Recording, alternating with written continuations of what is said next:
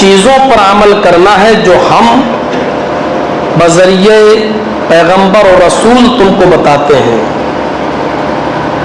اگر تم نے ان کے بتائے ہوئے اعمال پر اور احکام پر عمل کر لیا تو ہم تمہیں وہی کھویا ہوا مقام دوبارہ دے دیں گے جس مقام سے ہم نے تمہارے باپ حضرت آدم اور تمہاری ماں حضرت حوا کو نکالا ہے.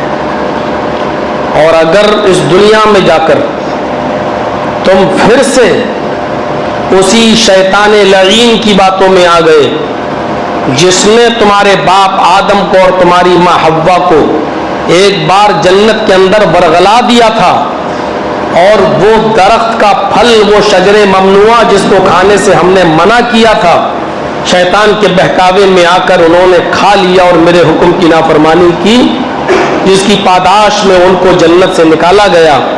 اگر پھر سے شیطان لعین کی تم نے باتیں مانی اور اس کے بتائے ہوئے طریقے پر چلے تو ہم تمہیں پھر اس مقام کو بھی عطا نہیں کریں گے جو جس مقام سے تمہارے باپ اور ماں کو نکالا، اور دنیا میں بھی ہم تمہیں ہمیشہ نہیں رکھیں گے، بلکہ تمہارا ایک دوسرا مقام ہوگا جس کو ہم جہنم کے نام سے جانتے ہیں، دوزخ کے نام سے جانتے ہیں، اور جس کو ہم قرآن کریم نے بہت سے ناموں سے ہمیں آگاہ کیا ہے.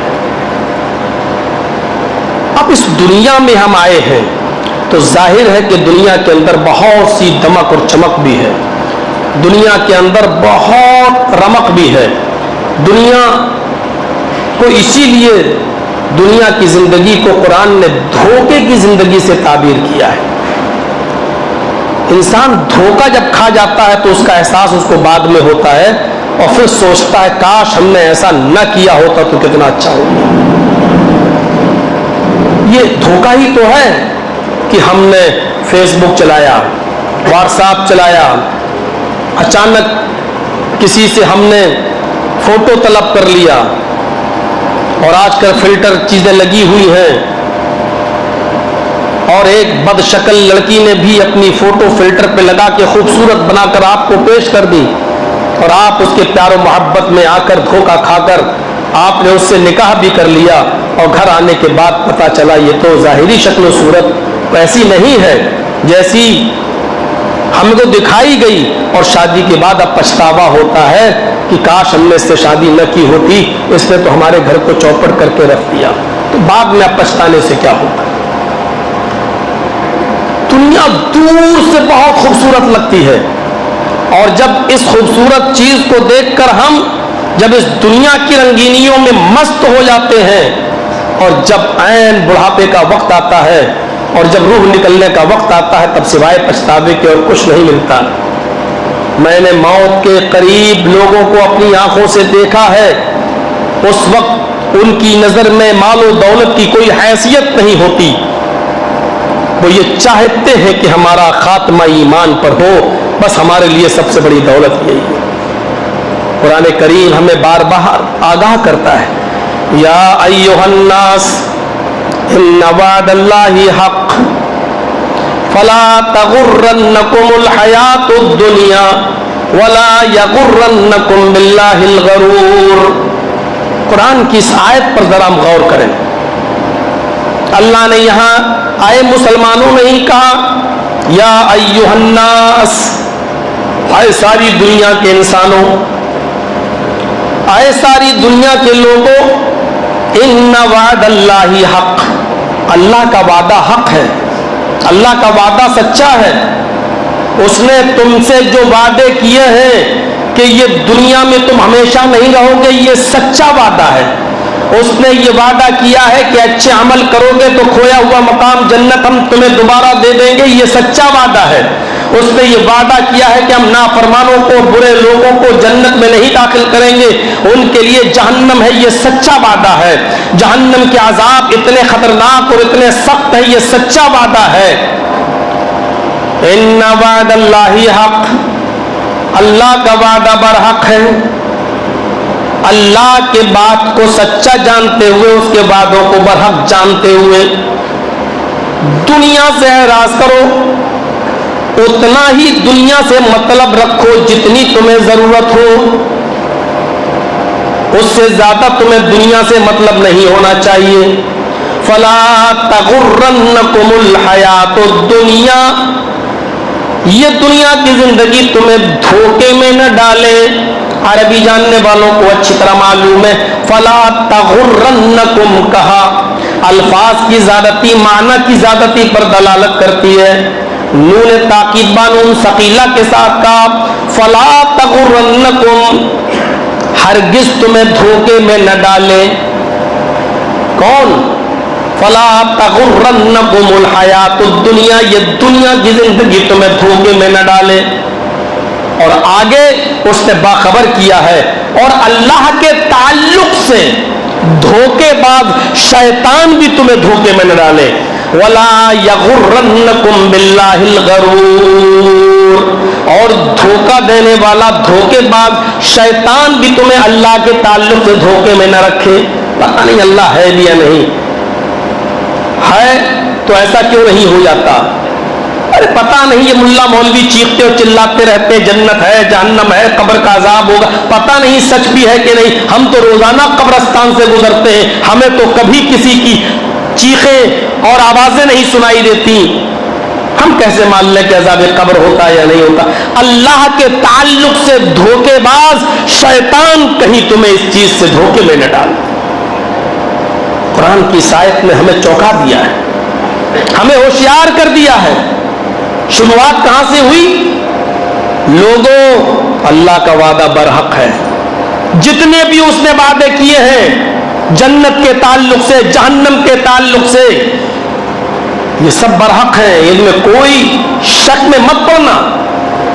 اس کے بعد کہا اگر جنت سے تمہیں دور کوئی چیز کر سکتی ہے تو دنیا کی رونق، دنیا کی چمک، دنیا کی عیش و آرام کی زندگی، دنیا کے عیش پرستی، یہ تمہیں دنیا کی رمق چمک تمہیں دھوکے میں ڈال سکتی ہے، یہ تمہیں جنت سے دور کر سکتی ہے. اس لیے فرمایا فلا تغرنکم الحیات الدنیا، اللہ کے وعدوں کو برحق مانتے ہوئے دنیا کی زندگی سے اعراض کرنا، پرہیز کرنا. دنیا کی زندگی کہیں تمہیں دھوکے میں نہ ڈال دے. یہاں اللہ تعالیٰ نے کہا کہ دنیا کی زندگی دھوکے میں ڈال سکتی ہے. ایک دوسری جگہ اللہ رب العالمین نے فرمایا وَمَا هَذِهِ الْحَيَاةُ الدُّنْيَا إِلَّا مَتَاعُ الْغُرُورِ. پڑھیے فَمَنْ زُحْزِحَ عَنِ النَّارِ وَأُدْخِلَ الْجَنَّةَ، جو جنت میں داخل کر دیا گیا اور جہنم سے بچا لیا گیا. فمن زحزح عن النار، جو جہنم سے بچا لیا گیا، وادخل الجنہ، اور جنت میں داخل کر دیا گیا، وادخل الجنہ فقد فاز، وہ کامیاب ہو گیا.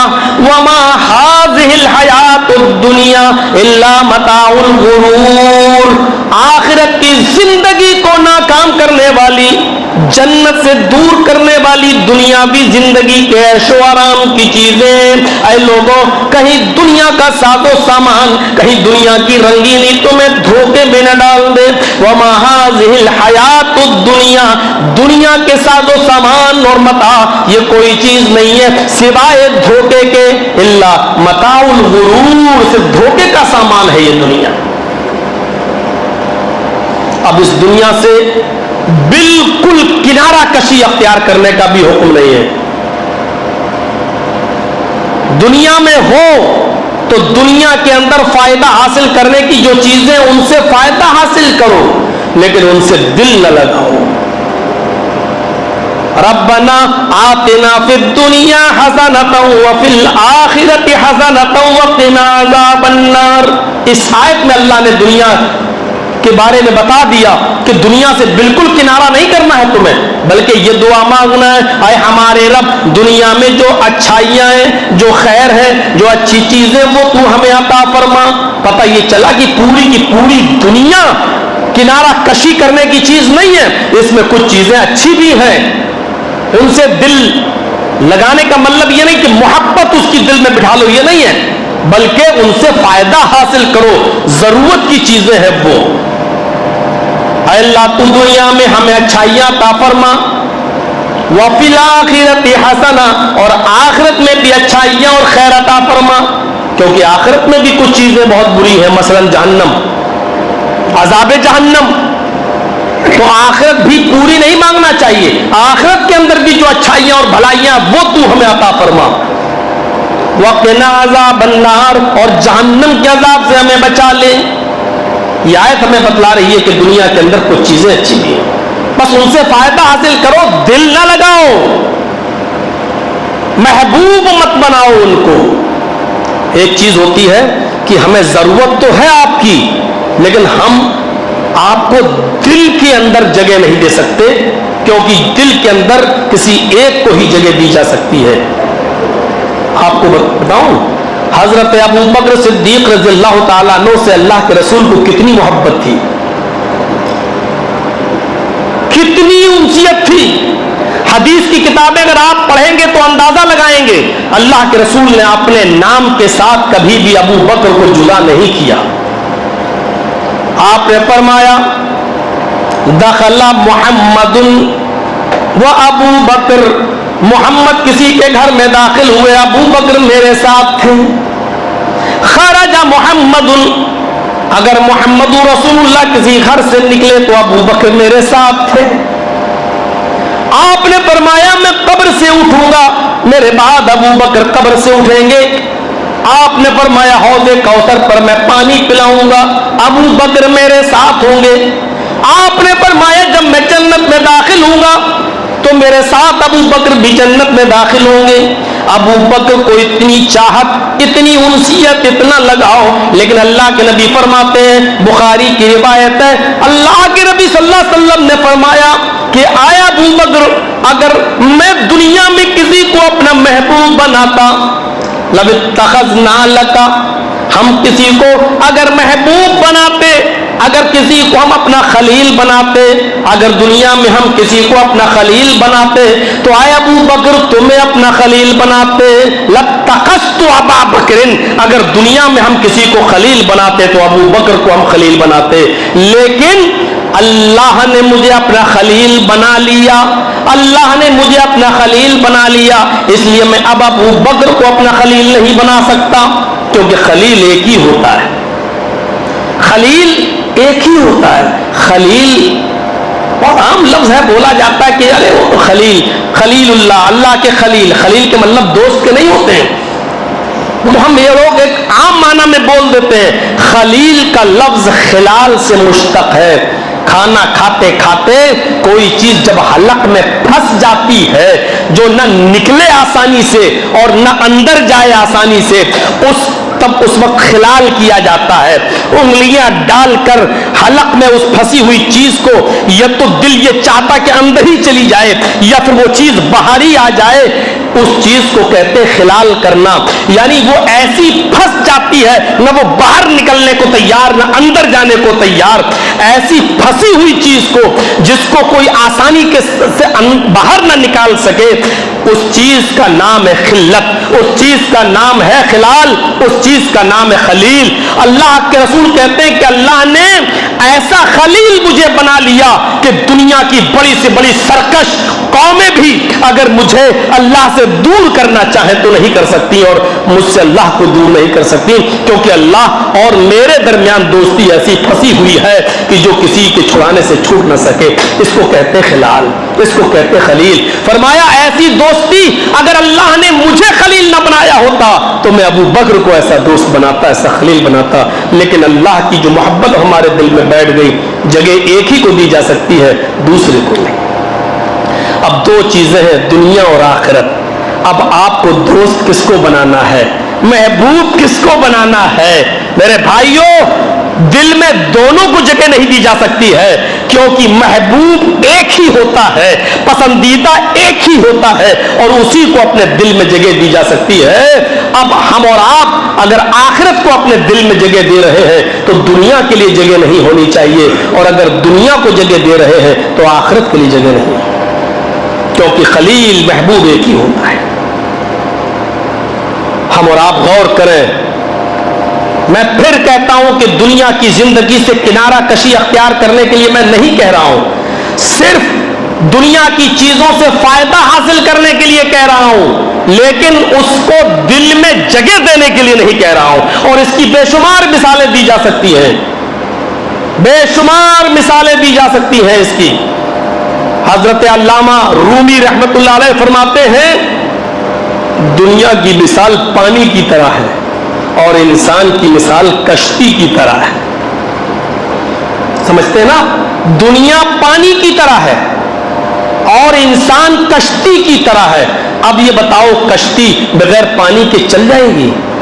کیا اس سڑک پر، اس خشکی پر آپ کشتی کو چلا سکتے ہیں؟ نہیں چلا سکتے. کشتی کو چلانے کے لیے ضروری ہے پانی. انسان دنیا کے بغیر نہیں رہ سکتا. انسان بھی اس دنیا میں پیدا ہوا ہے تو دنیا کے بغیر نہیں رہ سکتا. لیکن کشتی جب تک پانی کے ارد گرد چل رہی ہے اور پانی کے اوپر چلتی ہے وہ کامیاب ہے. ارد گرد ادھر ادھر ہے اور پانی کے اوپر ہے، کشتی کامیاب ہے. اس کو آسانی کے ساتھ کھینچ سکتے ہیں اور اپنا راستہ پار کر سکتے ہیں.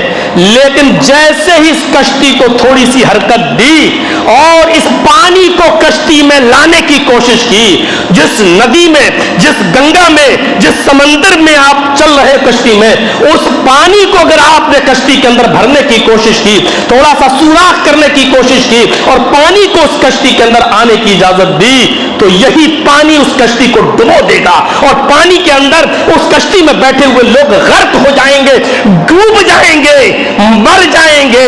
بس یہی حال اس دنیا کا ہے.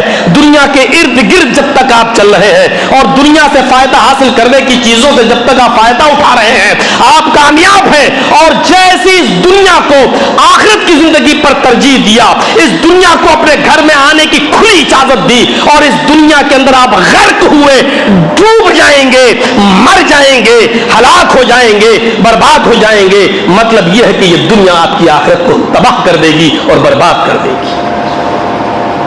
یہ ہے دنیا کی مثال. دنیا پانی کی طرح ہے اور ہم کشتی کی طرح ہیں. جب تک ارد گرد یہ کشتی پانی کے رہے گی، چلے گی. اور اگر پانی کو اپنے اندر سمانے کی کوشش کی، پانی کو اپنے اندر لانے کی کوشش کی، پانی کو اپنے اوپر بٹھانے کی کوشش کی، تو کشتی بھی ڈوبے گی اور کشتی میں سوار بھی ڈوب جائیں گے. اسی طریقے سے دنیا کے دائیں بائیں چلو گے تو کامیاب رہو گے. اس دنیا کو اپنے سر کے اوپر سوار کرنے کی کوشش کی، آپ بھی ڈوبو گے اور آخرت بھی ہماری خراب ہو جائے گی. مثال تو اچھی ہے، مثال دینے والی شخصیت بھی بہت معتبر ہے. مولانا رومی رحمت اللہ علیہ نے یہ مثال دی ہے. ہم اور آپ غور کریں. لیکن اب یہ میری تقریر کا غلط مقصد مت نکالیے گا کہ جرجی صاحب تو کیا دنیا سے ہم کنارہ اختیار کر لیں. یہ بھی صحیح نہیں ہے کہ آپ تسبیح لیں اور کسی سنسان جگہ پہ چلے جائیں اور سبحان اللہ الحمدللہ کے ورد لگاتے رہیں، اپنے بیوی بچوں کو چھوڑ دیں، رہبانیت اختیار کر لیں اور گاؤں والے اور محلے والوں کے روٹیوں کے ٹکڑوں پر ہم اپنا پیٹ پالیں. یہ بھی ٹھیک نہیں. آپ گھر بناتے ہیں، سعودیہ گئے، دبئی گئے، قطر گئے، بحرین گئے، کما کر لائے. ہر انسان چاہتا ہے کہ ہمارا ایک اچھا سا گھر ہو. ہوتا ہے، بناتا ہے. اچھا گھر بنانا، بڑا گھر بنانا، محل بنانا، بلڈنگ بنانا، بنگلہ بنانا کوئی معیوب چیز نہیں ہے. بنائیے. کتنی محبت ہوتی ہے آپ کو اپنی محنت کی کمائی سے بنائے ہوئے گھر سے. جب آپ کا گھر بن کر تیار ہوتا ہے، آپ اس میں ڈائننگ روم بھی بناتے ہیں، کھانا کھانے کا روم الگ. اس میں ہم اور ہمارے بچے اور فیملی اور مہمان جب آئیں گے تو کھانا کھائیں گے. سونے کا روم آپ الگ بناتے ہیں. یہ کمرہ ہمارے اور ہماری بیوی کے لیے، یہ کمرہ ہمارے بچوں کے لیے. باہر ایک مہمان خانہ، باہر سے جب کوئی آئے گا تو ہمارے مہمان کہاں رکیں گے؟ مہمان خانہ. آپ سسٹم سے ساری چیزیں بناتے ہیں. میں پوچھتا ہوں اسی گھر کے کسی سائڈ میں آپ ٹوائلٹ بھی بناتے ہیں، باتھ روم بھی بناتے ہیں.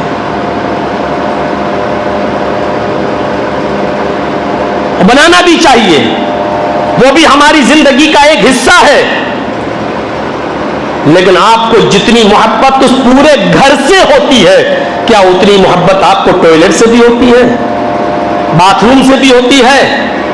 جتنی دیر آپ اپنے سلیپنگ روم میں آرام کرتے ہیں، کیا اتنی دیر آپ باتھ روم اور ٹوائلٹ پہ بھی بیٹھتے ہیں؟ نہیں، وہ آپ کی زندگی کا ایک حصہ ہے، آپ بناتے ہیں وہ، لیکن اس سے دل نہیں لگاتے ہیں، وہ آپ کے دل میں وہ جگہ نہیں پا سکا جو آپ کا گھر جگہ پا سکا۔ آپ ضرورت کے تحت اس کو استعمال کرتے ہیں۔ آپ کو باتھ روم آیا، آپ گئے، آپ کو لیٹرین آئی، آپ گئے، آپ کو پیشاب آیا، آپ گئے، استعمال کیا اور نکل کے باہر، پھر آپ اپنے اے سی روم میں، کولر والے روم میں، آپ ٹوائلٹ میں بیٹھ کر زیادہ نہیں رہتے، کیونکہ اس سے آپ کا دل لگا ہوا نہیں ہے۔ چاہے وہ کتنا بھی خوبصورت ہو، لیکن 5-10 منٹ سے زیادہ آپ اس میں بیٹھنا گوارا نہیں کرتے ہیں۔ کیوں؟ کیونکہ وہ آپ کی ضرورت کی چیز تو ہے، لیکن وہ آپ کے دل میں بٹھانے کے لائق نہیں ہے، کیونکہ دل میں بٹھانے کے لائق تو آپ کا گھر ہے، آپ کے روم ہے، آپ کا اے سی اور فریج والا روم ہے، جس کو آپ 24 گھنٹے جس میں آپ رہتے ہیں۔ میرے بھائیوں، بس اسی طریقے سے اس دنیا سے ہمارا تعلق ہونا چاہیے، جس طریقے سے ہمارے گھر میں بنے ہوئے ٹوائلٹ سے ہمارا تعلق ہے۔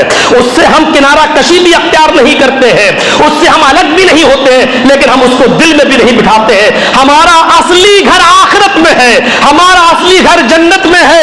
میرے بھائیوں، اس دنیا سے ہمیں بس اتنی ضرورت کے تحت دل لگانا چاہیے، یا اتنا ہی ہمیں اس دنیا سے لگاؤ ہونا چاہیے جتنا ٹوائلٹ کا ہم استعمال کرتے ہیں۔ ہم ضرورت کے تحت اس میں گئے اور پھر وہاں سے نکلے، پھر اپنے گھر میں آ گئے، بس ضرورت کے تحت ہم اس دنیا سے فائدہ حاصل کر لیں اور اس کے بعد میں اس سے الگ ہو کر پھر ہم آخرت کی تیاری میں لگ جائیں۔ اس کی یہی حیثیت ہے۔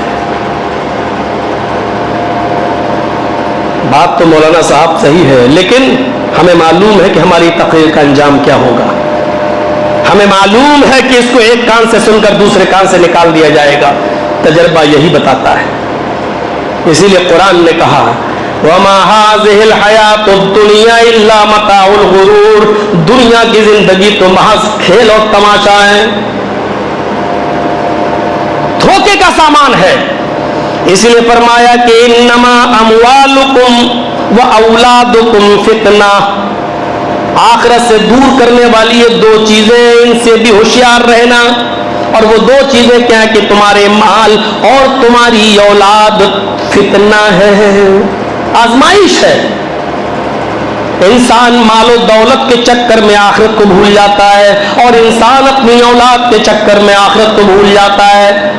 یہ اولاد آنکھوں کی ٹھنڈک ہے، جس کے بچے نہیں ہیں ان سے پوچھو اولاد کی قدر کیا ہوتی ہے۔ کتنے ہی لوگ ایسے ہیں جنہوں کی کوئی اولاد نہیں، اور ہم سے کہا مولانا صاحب آپ ہندوستان کے چپے چپے پہ جاتے رہتے ہو، کہیں آپ کو کوئی ایک بچہ کوئی دینے والا مل جائے جس کا باپ نہ ہو ماں نہ ہو، آپ اس کے رشتہ داروں سے بات کر کے ہمیں ایک بچہ دلا دو، لڑکا ہو یا لڑکی، ہمیں سے کوئی اعتراض نہیں۔ جن کو اللہ نے اولادیں نہیں دی ہو ان سے پوچھو اولاد کی قدر کیا ہے۔ آنکھوں کی ٹھنڈک بھی کہا ہے اس اولاد کو۔ اگر یہ اولاد آپ کو آخرت سے نہیں روکتی ہے، اگر عبادت کی راہ میں رکاوٹ نہیں بنتی ہے، تو یہ اولاد آنکھوں کی ٹھنڈک ہے۔ اور اس اولاد کی وجہ سے اگر ہماری نمازیں چھوٹ رہی ہیں، ہمارے روزے ترک ہو رہے ہیں، ہماری آخرت برباد ہو رہی ہے، تو یہی اولاد ہمارے لیے فتنہ ہے، یہی مال ہمارے لیے فتنہ ہے۔ انما اموالکم و اولادکم فتنہ، اے مسلمانوں تمہارے مال اور تمہاری اولادیں تمہارے لیے فتنہ ہیں۔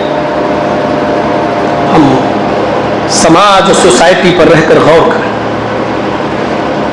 ہم اپنے حالات پر نظر ڈالیں۔ حضرت عائشہ صدیقہ رضی اللہ تعالیٰ عنہ فرماتی ہیں، حضرت عائشہ صدیقہ رضی اللہ تعالیٰ عنہ فرماتی ہے کہ ہمارے پاس کہیں سے تحفے میں کہ چھینٹ کا کپڑا آ گیا تھا۔ چھینٹ کا کپڑا آپ سے زیادہ ہماری ماں بہنیں سمجھتی ہوں گی کیا ہوتا ہے۔ نقش و نگار والا کپڑا ہمارے پاس کہیں سے تحفے میں آ گیا تھا۔ وہ کپڑا اتنا خوبصورت تھا کہ میں اس کو بہت ہی حفاظت سے رکھ لی تھی اور کبھی کبھی اس کو پہنا کرتی تھی۔ وہ کپڑا چھینٹ دار اتنا خوبصورت تھا کہ جب ہمارے ایریے میں، ہمارے علاقے میں، حضرت عائشہ فرماتی ہے جب کسی لڑکی کی شادی ہوتی تو لڑکی کے ماں باپ ہمارے پاس آتے اور ہم سے ایک دن کے لیے، ایک رات کے لیے وہ کپڑا ادھار لے جاتے، عاریتاً لے جاتے تھے کہ لائیے میری آج بہن کی شادی ہو رہی ہے، میری بیٹی کی شادی ہو رہی ہے، آج اسی کپڑے کو ہم پہنائیں گے اپنی بیٹی کو، اپنی بہن کو، اور اسی کپڑے میں ہم رخصت کر دیں گے اور کل یہ کپڑا ہم آپ کو واپس کر دیں گے۔ حضرت عائشہ فرماتی ہے کہ شادیوں کے موقع پر لوگ آیا کرتے تھے اور مجھ سے وہ چھینٹ کا کپڑا لے جایا کرتے تھے، چھینٹ کا کپڑا لے جایا کرتے تھے، اور وہ اپنی بیٹیوں کو، اپنی بہنوں کو کپڑا پہنا کر ان کو رخصت کر دیتے تھے، دوسرے اور تیسرے دن وہ کپڑا ہمیں واپس کر دیا جاتا۔ پھر دنیا نے تھوڑی سی فراخی حاصل کی، دنیا نے تھوڑی سی بڑھوتری حاصل کی، دنیا نے تھوڑی سی ترقی حاصل کی، آج یہ حال ہے۔ حضرت عائشہ فرماتی ہیں آج یہ حال ہے کہ اس جیسے کپڑے مارکیٹ میں، بازاروں میں اور بھی آ گئے ہیں، اس سے بہتر کپڑے آ گئے ہیں۔ اب یہ حال ہو چکا ہے کہ اب وہ چھینٹ کا کپڑا میں اپنی باندی کو دیتی ہوں، اپنی نوکرانی کو دیتی ہوں، اپنی خادمہ کو دیتی ہوں، تو میری خادمہ بھی، میری باندی بھی وہ کپڑا لینے کے لیے تیار نہیں ہے۔ مجھے ڈر ہے اس بات کا ڈر نہیں ہے کہ تم کس چیز میں ہلاک و برباد ہوگے، مجھے ڈر یہ بات اس بات کا ہے کہ دنیا کی فراخی، یہ دنیا کی کشادگی کہیں تمہیں ہلاک و برباد نہ کر دے۔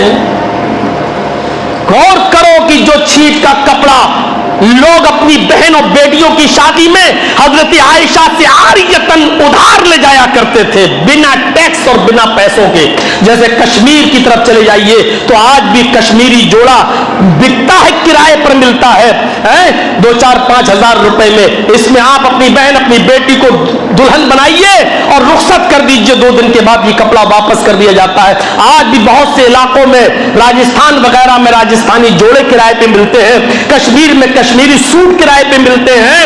اسی طریقے سے حضرت عائشہ فرماتی ہے کہ ہم تو کرایہ نہیں لیتے تھے، ایسے ہی دے دیا کرتے تھے، اور ان کپڑوں میں چھینٹ کے وہ دلہنیں رخصت کر دی جاتی تھی اور 2-3 دن کے بعد وہ کپڑا ہمیں پھر لوٹ کر مل جاتا تھا۔ لیکن آج یہ حالت ہو گئی، دنیا نے یہ ترقی کر لی کہ اب وہ کپڑا چھینٹ کا، وہ نقش و نگار کا، میں اپنی باندی کو، اپنی خادمہ کو دیتی ہوں تو وہ بھی لینے کے لیے تیار ہے۔ کیا کہیں گے؟ یہ دنیا اس زمانے میں جب بڑھ رہی تھی تو حضرت عائشہ رو رہی تھی، آج کتنا زیادہ رونے کا مقام ہے، آج کتنا زیادہ افسوس کرنے کا مقام ہے، آج کتنا زیادہ ہمیں سوچنا چاہیے۔ ہاں دنیا میں ایسے لوگ بھی موجود ہیں جو دنیا کو صرف مطلب کے لیے استعمال کرتے ہیں اور اس کے بعد دور، آج ان کو اچھے کپڑوں سے مطلب نہیں ہے، جو دھلا ہوا کپڑا مل گیا پہن لیا۔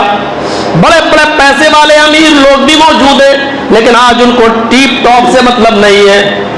غور کرو، حضرت ابوبکر صدیق رضی اللہ تعالیٰ عنہ کی جب انتقال کا وقت آیا تو ان کی بیٹی حضرت عائشہ نے ان کے کفن کے لیے نیا کپڑا ان کے لیے نیا کپڑا خرید کے لائی اور ان کو دے دیا، تو انہوں نے فرمایا بیٹی نئے کپڑے کی ضرورت اب مجھے نہیں ہے، اور اس کپڑے کو میں اپنے کفن کے لیے بھی نہیں دے سکتا ہوں، میرے لیے کوئی پرانا کفن استعمال کرنا، نئے کپڑے کی ضرورت مردوں سے زیادہ زندوں کو ہے، اور اب میری زندگی نہیں لگتی کہ وفا کرے گی، اے میری بیٹی اس کپڑے کو تم لے جاؤ اور اس کو کسی زندہ انسان کو دے دینا، اس لیے کہ مجھے اب اس کپڑے کی ضرورت نہیں ہے۔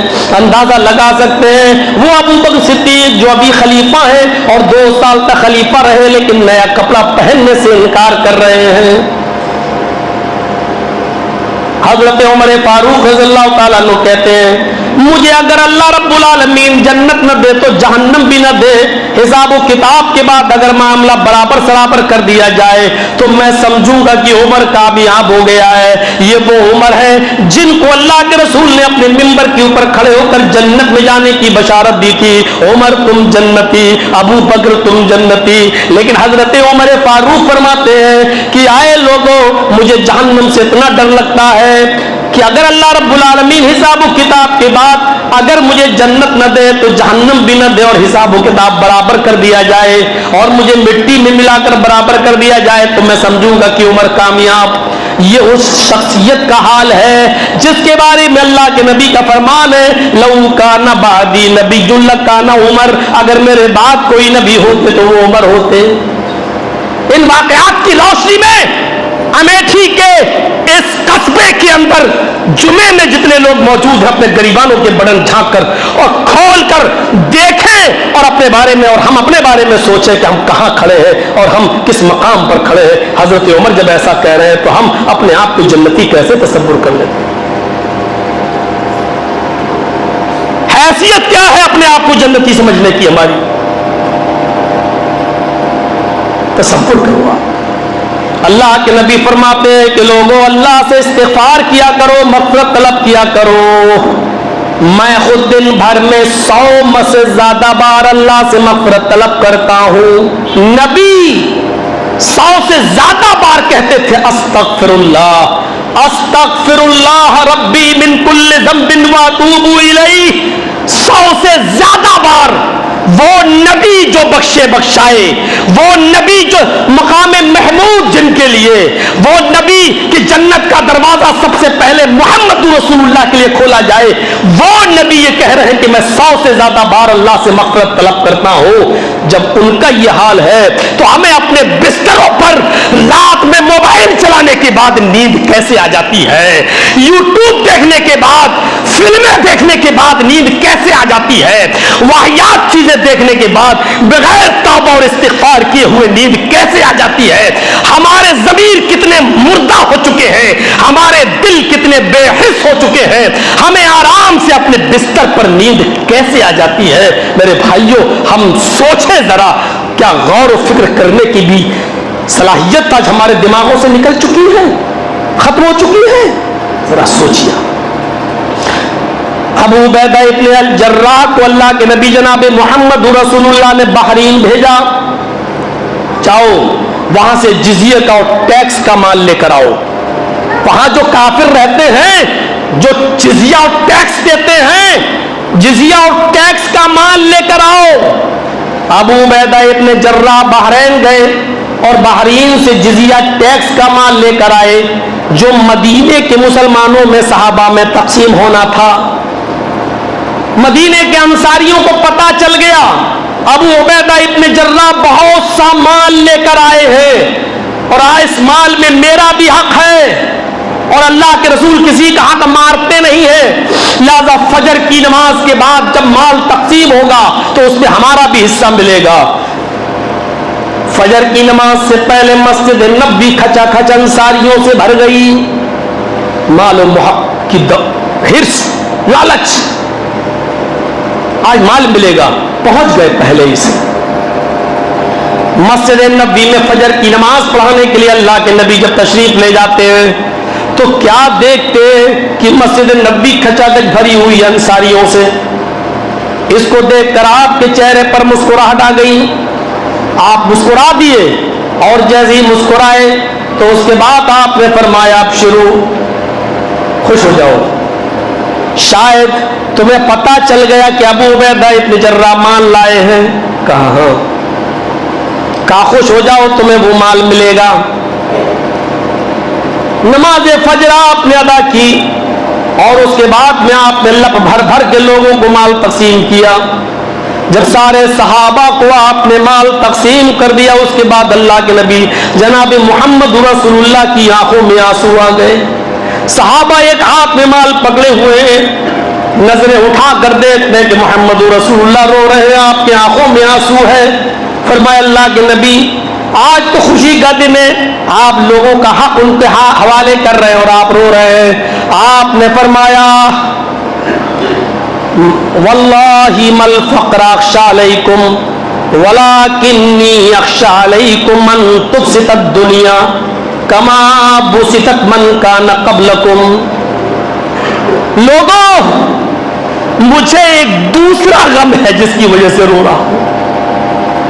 مل فقر اخشى علیکم، مجھے اس بات کا ڈر نہیں ہے کہ میرے انتقال کے بعد تم فقیر ہو جاؤ گے، مجھے اس بات کا ڈر نہیں ہے کہ میرے انتقال کے بعد تم بھیک مانگو گے، مجھے اس بات کا ڈر نہیں ہے کہ میرے انتقال کے بعد تمہارے پاس کچھ نہیں ہوگا تو میری قوم کیا کرے گی؟ مال و دولت نہیں، مجھے تمہاری فقیری کا ڈر نہیں ہے۔ وَلَٰكِنِّي أَخْشَىٰ عَلَيْكُمْ أَن تُفْسِدَ الدُّنْيَا، مجھے صرف ڈر اس بات کا ہے جو مجھے رلا رہا ہے، مجھے ڈر اس بات کا ہے جو مجھے افسوس میں ڈالے ہوئے ہے کہ میرے انتقال کے بعد یہ دنیا اتنی پھیلا دی جائے گی۔ اخشى علیکم ان تفسد الدنیا کما بسطت من کان قبلکم، جیسا کہ تم سے پہلے کے لوگوں کو دے دی گئی تھی، عطا کر دی گئی تھی۔ مجھے اپنے بعد اس بات کا ڈر ہے کہ مال و دولت اتنا نہ بڑھ جائے، اتنا نہ پھیل جائے، یہ دنیا اتنی فراخ نہ ہو جائے جتنی پہلے کے لوگوں پر تھی۔ من کان قبلکم، تم سے پہلے کے لوگوں پر بھی یہ دنیا فراخ کی گئی تھی۔ فَتَنَافَسُوهَا كَمَا تَنَافَسُوهَا، پس اس دنیا کی چاہت میں تم ریس نہ لگانے لگو، دوڑ نہ لگانے لگو اس سے آگے۔ ارے اس کے پاس ایک کمرہ ہے، میرے پاس 2 کمرے ہونا چاہیے، اس کے پاس ایک مکان ہے، میرے پاس 2 ہونا چاہیے، اس کے پاس قربانی کا 20,000 کا بکرا ہے، میرے پاس 30,000 کا ہونا چاہیے۔ فَتَنَافَسُوهَا كَمَا تَنَافَسُوهَا فَتُهْلِكُكُمْ كَمَا أَهْلَكَتْهُمْ، کہیں ایسا نہ ہو یہ ریس لگانا، مال و دولت کی طلب میں ایک دوسرے سے آگے بڑھنے کی خواہش تمہیں کہیں اسی طریقے سے ہلاک و برباد نہ کر دے جیسے اس دنیا نے پہلے کے لوگوں کو ہلاک و برباد کر دیا۔ مجھے اس چیز کا ڈر ہے نہیں؟ ایمانداری کے ساتھ بتائیے یہ چیز ہے کہ نہیں؟ اور آج انہی چیزوں نے آج ہماری آخرت سے ہم کو پیچھے کیا کہ نہیں کیا؟ کتنے لوگ ہیں بتائیے جو تہجد کی نماز پڑھتے ہیں؟ ارے جرجیت صاحب یہ کیوں پوچھ رہے ہو تہجد کی نماز پڑھتے ہیں؟ یہ پوچھو کہ کتنے لوگ ہیں جو فجر کی نماز میں سمے ٹھیک اس مسجد میں آتے ہیں؟ تہجد کی نماز پوچھ کر تو آپ ہم کو ننگا کر رہے ہیں، شرمندہ مت کریے آپ ہم کو۔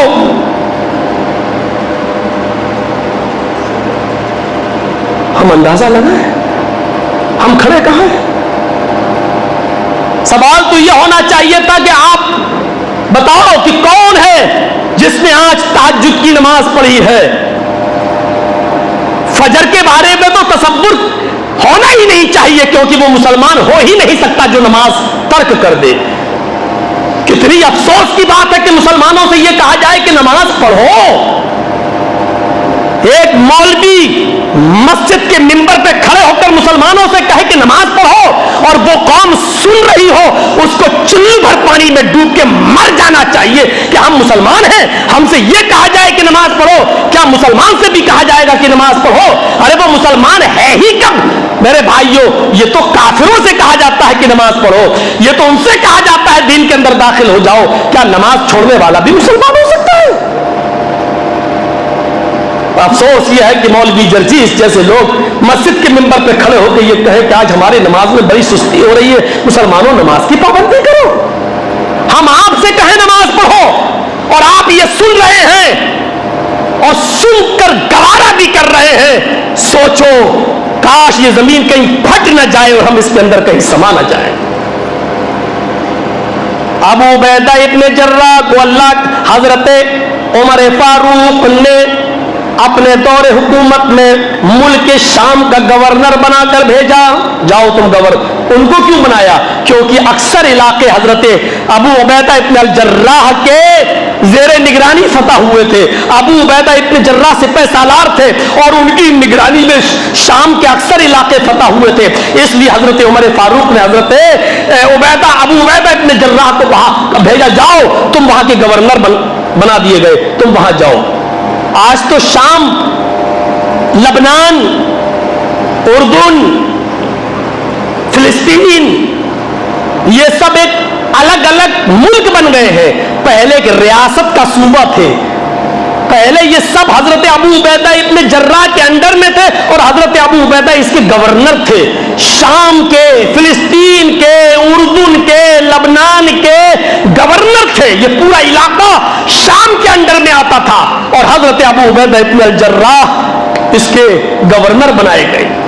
حضرت عمر فاروق دورہ کرتے کرتے ملک شام پہنچ گئے. ملک شام میں ابو عبیدہ سے کہا اپنی عوام کی لسٹ پیش کرو. عوام سے پوچھا تم اپنے امیر سے اپنے گورنر سے خوش ہو؟ ملک شام کے تمام لوگوں نے کہا ہم ابو عبیدہ سے خوش ہیں. آپ چین نہیں کریں, آپ نے جس کو بنایا ہے ہمارا گورنر وہی گورنر رہے گا. ابو عبیدہ بہت اچھے آدمی ہے. پورے ملک شام کے لوگوں نے حضرت عمر کو رپورٹ پیش کر دی اور حضرت ابو عبیدہ ابن جراح کو پاس کر دیا. حضرت عمر فاروق نے ضد کی, اے ابو عبیدہ مجھے اپنے گھر لے چلو, میں تمہارے گھر میں چل کر پانی پینا چاہتا ہوں, مجھے 2 کھجوریں تم اپنے گھر میں کھلا دو. ابو عبیدہ ابن جراح کہتے ہیں کہ امیر المومنین میرے گھر جاؤ گے تو آپ کو آنکھوں کے آنسو نچوڑنے کے سوا کچھ نہیں ملے گا, میں آپ کو اپنے گھر نہیں لے جا سکتا. کہا یہ حضرت عمر کا حکم ہے. اے ابو عبیدہ مجھے تمہارا گھر دیکھنا ہے, چلو. سوچا اچھا گھر ہوگا, شام کے گورنر ہیں, بیٹھ جائیں گے, نہیں ہوگی کم سے کم تو کھجور کے پتوں کی چٹائی تو ملے گی, 2-4 کھجور مل جائیں گے, چلو. حضرت ابو عبیدہ نے کہا جب آپ نے قسم دے دی تو چلو. جب لے کر چلتے حضرت عمر فاروق کو تو کافی دور پیدل چلتے چلتے حضرت عمر نے کہا اور کتنی دور ہے؟ کہا بس اب تو آ ہی گیا ہے. اس کے بعد دمشق میں داخل ہو گئے جو ملک شام کی راجدھانی تھی. دمشق کی رمق چمک اور چاندنی چمک رہی تھی. حضرت عمر فاروق اس کو دیکھ کر تعریف کرتے ہوئے جا رہے تھے کہ ابو عبیدہ بہت اچھا کام کیا, لوگوں کی سہولت کے لیے تم نے بہت کچھ کیا ہے, اور کتنی دور ہے تمہارا گھر؟ حضرت عمر نے سوچا دمشق کے کسی کونے میں ان کا گھر ہوگا, اسی دمک چمک والے شہر میں ان کا گھر ہوگا. جب دمشق کی سرحد بھی پار ہو گئی اور رمک چمک جب نکل گئی تو بیابان جنگل آ گیا. اس جنگل کے اندر ایک جھونپڑی بنی ہوئی تھی جو پورے کے پورے کھجور کے پتوں سے پٹی ہوئی تھی. فرمایا کہ یہ جھونپڑی ہے, اس میں میں رہتا ہوں. حضرت عمر اس گھر میں داخل ہوئے, کوئی چیز دکھائی نہیں دی, صرف ایک مصلی دکھائی دیا. فرمایا اے ابو عبیدہ یہ تمہارا گھر ہے؟ کہا جی. کہا سوتے کہاں ہو, بستر کہاں ہے؟ فرمایا امیر المومنین یہ مصلی ہے, یہیں پر میں تہجد کی نماز پڑھتا ہوں, اور تہجد کی نماز پڑھنے کے بعد اسی مصلی کو میں بچھا کر سو جاتا ہوں, الگ سے مجھے گدے کی کیا ضرورت ہے؟ عجیب سی بات لگ رہی ہوگی. پورا واقعہ سنانے کا مقصد یہ ہے کہ اس واقعے کے پیچھے ہم اپنی زندگی کو تلاش کریں. مولوی جرجیس بھی مصلی پر نہیں سوتا ہے. ہم بتانا یہ چاہ رہے ہیں کہ دیکھیے دنیا کو ضرورت کے تحت استعمال کرتے تھے, لیکن دنیا سے دل نہیں لگاتے تھے, دنیا کو اپنے دل میں جگہ نہیں دیتے تھے. فرمایا اسی مصلی پر سو جاتے ہو؟ فرمایا ہاں. کہا کوئی برتن نہیں دکھائی دے رہا ہے, پانی یعنی کس میں پیتے ہو؟ حضرت ابو عبیدہ ابن الجراح نے ایسے ہاتھ بڑھایا تاڑ کی طرف, جیسے ہوتا ہے کھجور کے پتوں کے اندر ہی کوئی ایک راستہ بنا لیا, ایسے کر کے ایسے ہاتھ ڈالا اور ایک پیالہ نکالا. پیالے کے اندر پانی تھا اور پانی کے اندر سوکھی روٹی بھیگی ہوئی تھی اس پانی کے اندر. فرمایا ابو عبیدہ یہ کیا ہے؟ فرمایا امیر المومنین مجھے عوام کی شکایتیں سننا ہوتا ہے, اس لیے میں دمشق میں ایک عورت سے 2-3 دن کی روٹیاں بنوا لیتا ہوں, وہ اکٹھا بنا دیتی ہے, میں اس روٹی کو 3-4 دن چلاتا ہوں, جب وہ سوکھ جاتی ہے تو پانی کے اندر ڈال دیتا ہوں, اور پھر جب مجھے بھوک لگتی ہے تو یہ بھیگی ہوئی روٹی میں کھا لیتا ہوں, اس کے علاوہ کچھ نہیں. ابو عبیدہ ابن جراح کی یہ بات سن کر حضرت عمر رو رہے ہیں. حضرت ابو عبیدہ نے کہا امیر المومنین میں نے آپ سے پہلے ہی کہا تھا میرے گھر مت چلیے, میرا گھر دیکھیں گے تو آپ کی آنکھوں سے آنسو نچوڑ کے باہر آ جائیں گے. کیسا لگتا ہے ان سب واقعات کے پیچھے میرے پیارے ساتھیوں؟ حکومت چلا کر بھی دکھائی, دمشق کو سنوارا, ملک شام نہیں فلسطین, اردن اور لبنان اور شام کا کوئی ایک فرد ایسا نہیں تو یہ کہہ سکے کہ مجھے ابو عبیدہ سے شکایت ہے. آج اپنے چوکیدار سے شکایت کرنے والے لاکھوں نہیں کروڑوں مل جائیں گے, لیکن लेकिन इतनी भरी बस्ती के अंदर हजरत उमर कह रहे एक आदमी उठ के खड़ा हो जाए और इतना कह दे कि अबू उबैदा के अंदर ये कमी है, लेकिन हजरत अबू उबैदा के खिलाफ एक आदमी भी खड़ा नहीं हो रहा है। जरा तसव्वुर करो, जो आदमी झोपड़ी में रहे, सूखी रोटी के टुकड़े खाता हो, सोचो जो अपने लिए कुछ न कर सका और अपने लिए दुनिया न बना सके, उससे लोग नाराज कैसे रह सकते हैं? ये दुनिया है।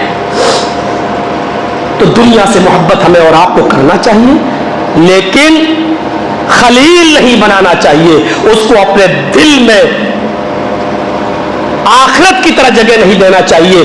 दुनिया को जरूरत के तहत इस्तेमाल करो। जैसे घर का बना हुआ टॉयलेट, उसको आप बनाते हैं लेकिन जरूरत के तहत इस्तेमाल करते हैं, लेकिन उसको अपने दिल में नहीं बिठाते, उसी तरीके से हमें दुनिया को भी अपने दिल में नहीं बिठाना है।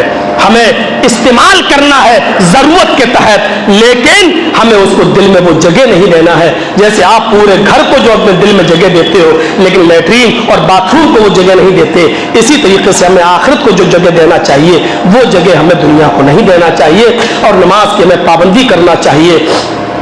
और खास तौर पर हजरत उमर फारूक के उस वाक़े को याद करो मेरे भाइयों, कि जब एक बार फजर की नमाज पढ़ाने लगे और सलाम फेरा तो एक आदमी पीछे खड़ा होकर एक रकात नमाज पढ़ने लगा। हजरत उमर ने अपनी CID से कहा, इस आदमी की एक रकात छोटी है, डायरी पे नोट कर लो। उसने कहा ये बराबर आता है, मैं तो इसी इलाके का रहने वाला हूं, आज पता नहीं कुछ देर हो गई होगी, हो सकता है लैट्रीन बाथरूम में चला गया हो, जंगलों में जाने का रवाज था उस जमाने में, हो सकता है आंख लग गई हो।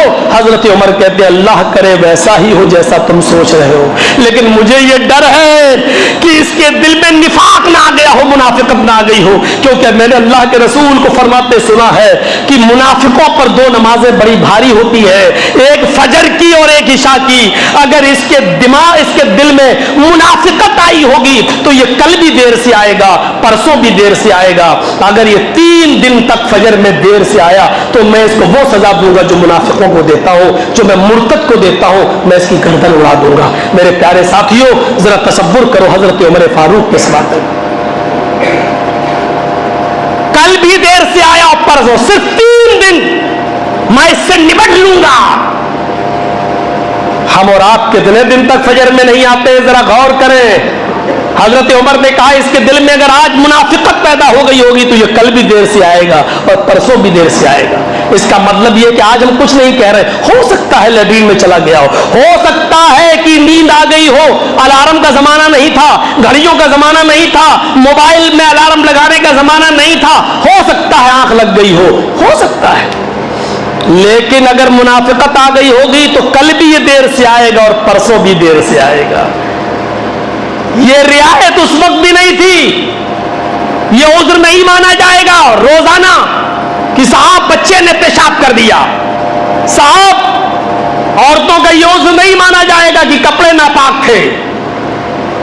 अरे उस जमाने में मोबाइल नहीं, घड़ियां नहीं, अलार्म नहीं, उस जमाने में जब उज्र नहीं माना जाता था तो आज तो ये सारी सहूलत की चीजें हर घर में मौजूद है, फिर उज्र कैसा, फिर उज्र कैसा। अल्लाह तबारक व तआला से दुआ है कि बारे अल्लाह हमें पक्का सच्चा नमाजी भी बना दे, अल्लाह हमें आखिरत से दिल लगाने वाला बना दे और आखिरत को हमारे लिए महबूब बना दे। इलाहुल आलमीन दुनिया को जरूरत के तहत इस्तेमाल करने की तौफीक अता फरमा, और जब तक तो हमें जिंदा रख, इस्लाम पे जिंदा रख, और जब हमारा खात्मा हो तो ईमान पर हमारा खात्मा फरमाना। वमा अलैना इल्लल बलागुल मुबीन व आखिरु दावाना अनिल हम्दुलिल्लाहि रब्बिल आलमीन।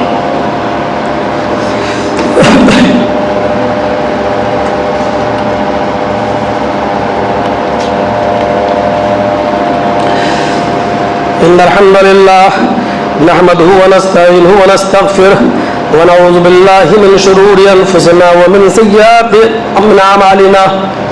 मन यहदिहिल्लाहु फला मुज़िल्ल लहु व मन युज़्लिल फला हादिय लहु व अशहदु अल्ला इलाहा इल्लल्लाहु वहदहु ला शरीका लहु व अशहदु अन्न मुहम्मदन अब्दुहु व रसूलुहु अम्मा बाद फ़इन्न खैरल हदीस किताबुल्लाह व खैरल हदी हदी मुहम्मदिन सल्लल्लाहु अलैहि वसल्लम व शर्रुल उमूरि मुहदसातुहा व कुल्लु मुहदसतिन बिदअह व कुल्लु बिदअतिन ज़लालह व कुल्लु ज़लालतिन फिन्नार। اعوذ باللہ من الشیطان الرجیم بسم اللہ الرحمن الرحیم ان اللہ وملائکتہ یصلون علی النبی یا ایہا الذین آمنوا صلوا علیہ وسلموا تسلیما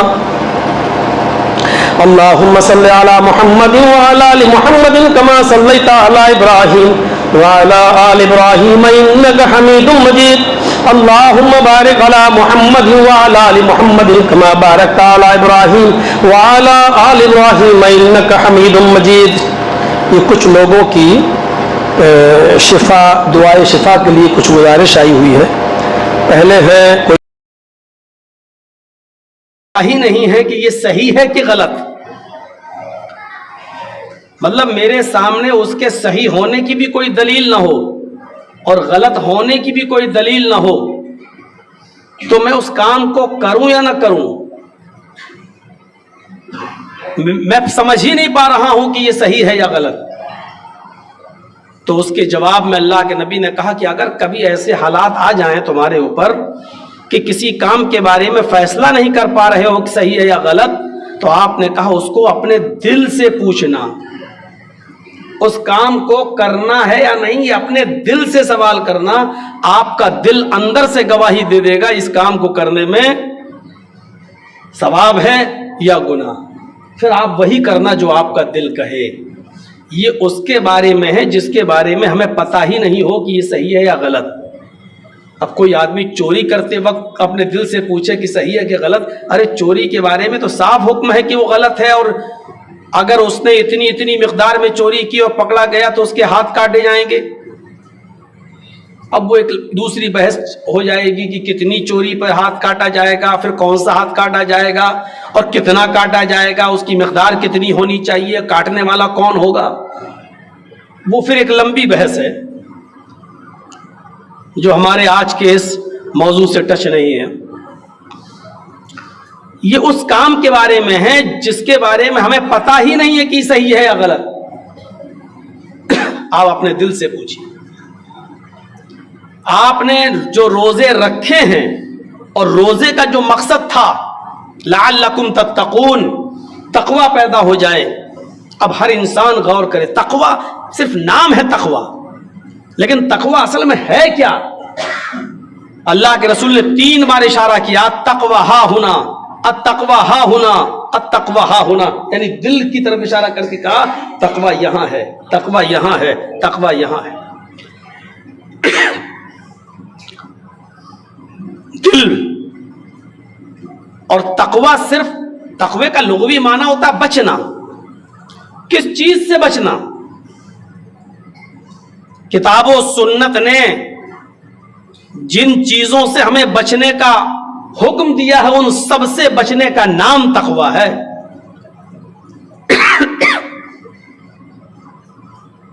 سڑک پہ آپ چل رہے ہیں، آپ نگاہیں نیچی کر کے چلیں تو یہ تقوی ہے. شک والی چیز آپ کے پاس آ گئی، 1 روپیہ آپ کے پاس شک کا آ گیا. شک مطلب حلال بھی ہو سکتا ہے، حرام بھی ہو سکتا ہے، یہ ہے شک. الحلال بین والحرام بین. اللہ کے نبی نے فرمایا حلال واضح ہے اور حرام بھی واضح ہے. یہ حلال ہے، یہ حرام ہے، بتا دیا. یہ کھانا ہے اور یہ نہیں کھانا ہے، بتا دیا. اب ایک چیز آ گئی شک. یہ 1 روپیہ ہمارے پاس شک کا آیا ہے، یہ حلال کا بھی ہو سکتا ہے اور حرام کا بھی ہو سکتا ہے. تو اس روپے کے بارے میں شریعت کیا کہتی ہے؟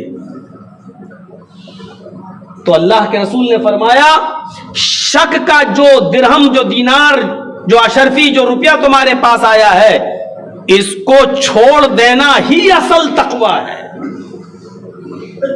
اس سے گریز کر جانا اور اس کو ہٹا دینا اور اس کو اپنے اوپر استعمال نہ کرنا، یہ اصل تقوی ہے. ہر اس چیز سے اپنے آپ کو بچا لینا جو شک کے دائرے میں آپ کو داخل کر. اور اسی لیے شک کے دن کا روزہ رکھنا بھی حرام ہے. کیوں کہا؟ مثلا بدلی تھی، آسمان پہ گرد و غبار چھائی ہوئی ہے، بادل ہے اور چاند نظر نہیں آیا. ہم شعبان کی بات کر رہے ہیں، شب برات کی. چاند نظر نہیں آیا اب آپ صبح سے روزہ رکھ رہے ہیں یہ سوچ کر کہ پتہ نہیں ہو سکتا ہے کہ ہو گیا ہو، اور بادل تھا، آسمان صاف نہیں تھا اس لیے نہ دکھائی دیا ہو، ہم ایک دن پہلے سے روزہ رکھ لیتے ہیں، اس میں حرج کیا ہے؟ ٹھیک ہے میرے 30 پورے ہو جائیں گے، اور نہیں ہوئے تو 31 ہم رکھ لیں گے، ایک نفل ہو جائے گا ہمارا۔ اور آپ نے دوسرے دن سے روزہ صرف اس لیے رکھ لیا کہ بھائی چاند نظر نہیں آیا تو کیا ہوا، لیکن ہو سکتا ہے کہیں ہوا ہو، بادل کی وجہ سے ہمیں نہیں دکھا لیکن ہو سکتا ہو گیا ہو، اور آپ نے اس شک کی بنیاد پر روزہ رکھنا شروع کیا تو آپ کو روزے کا ثواب تو دور، آپ کو رسول اللہ کی نافرمانی کرنے پر، حرام کام کرنے پر آپ کو ثواب ملے گا۔ آپ کہیں گے روزہ رکھنا بھی حرام ہے؟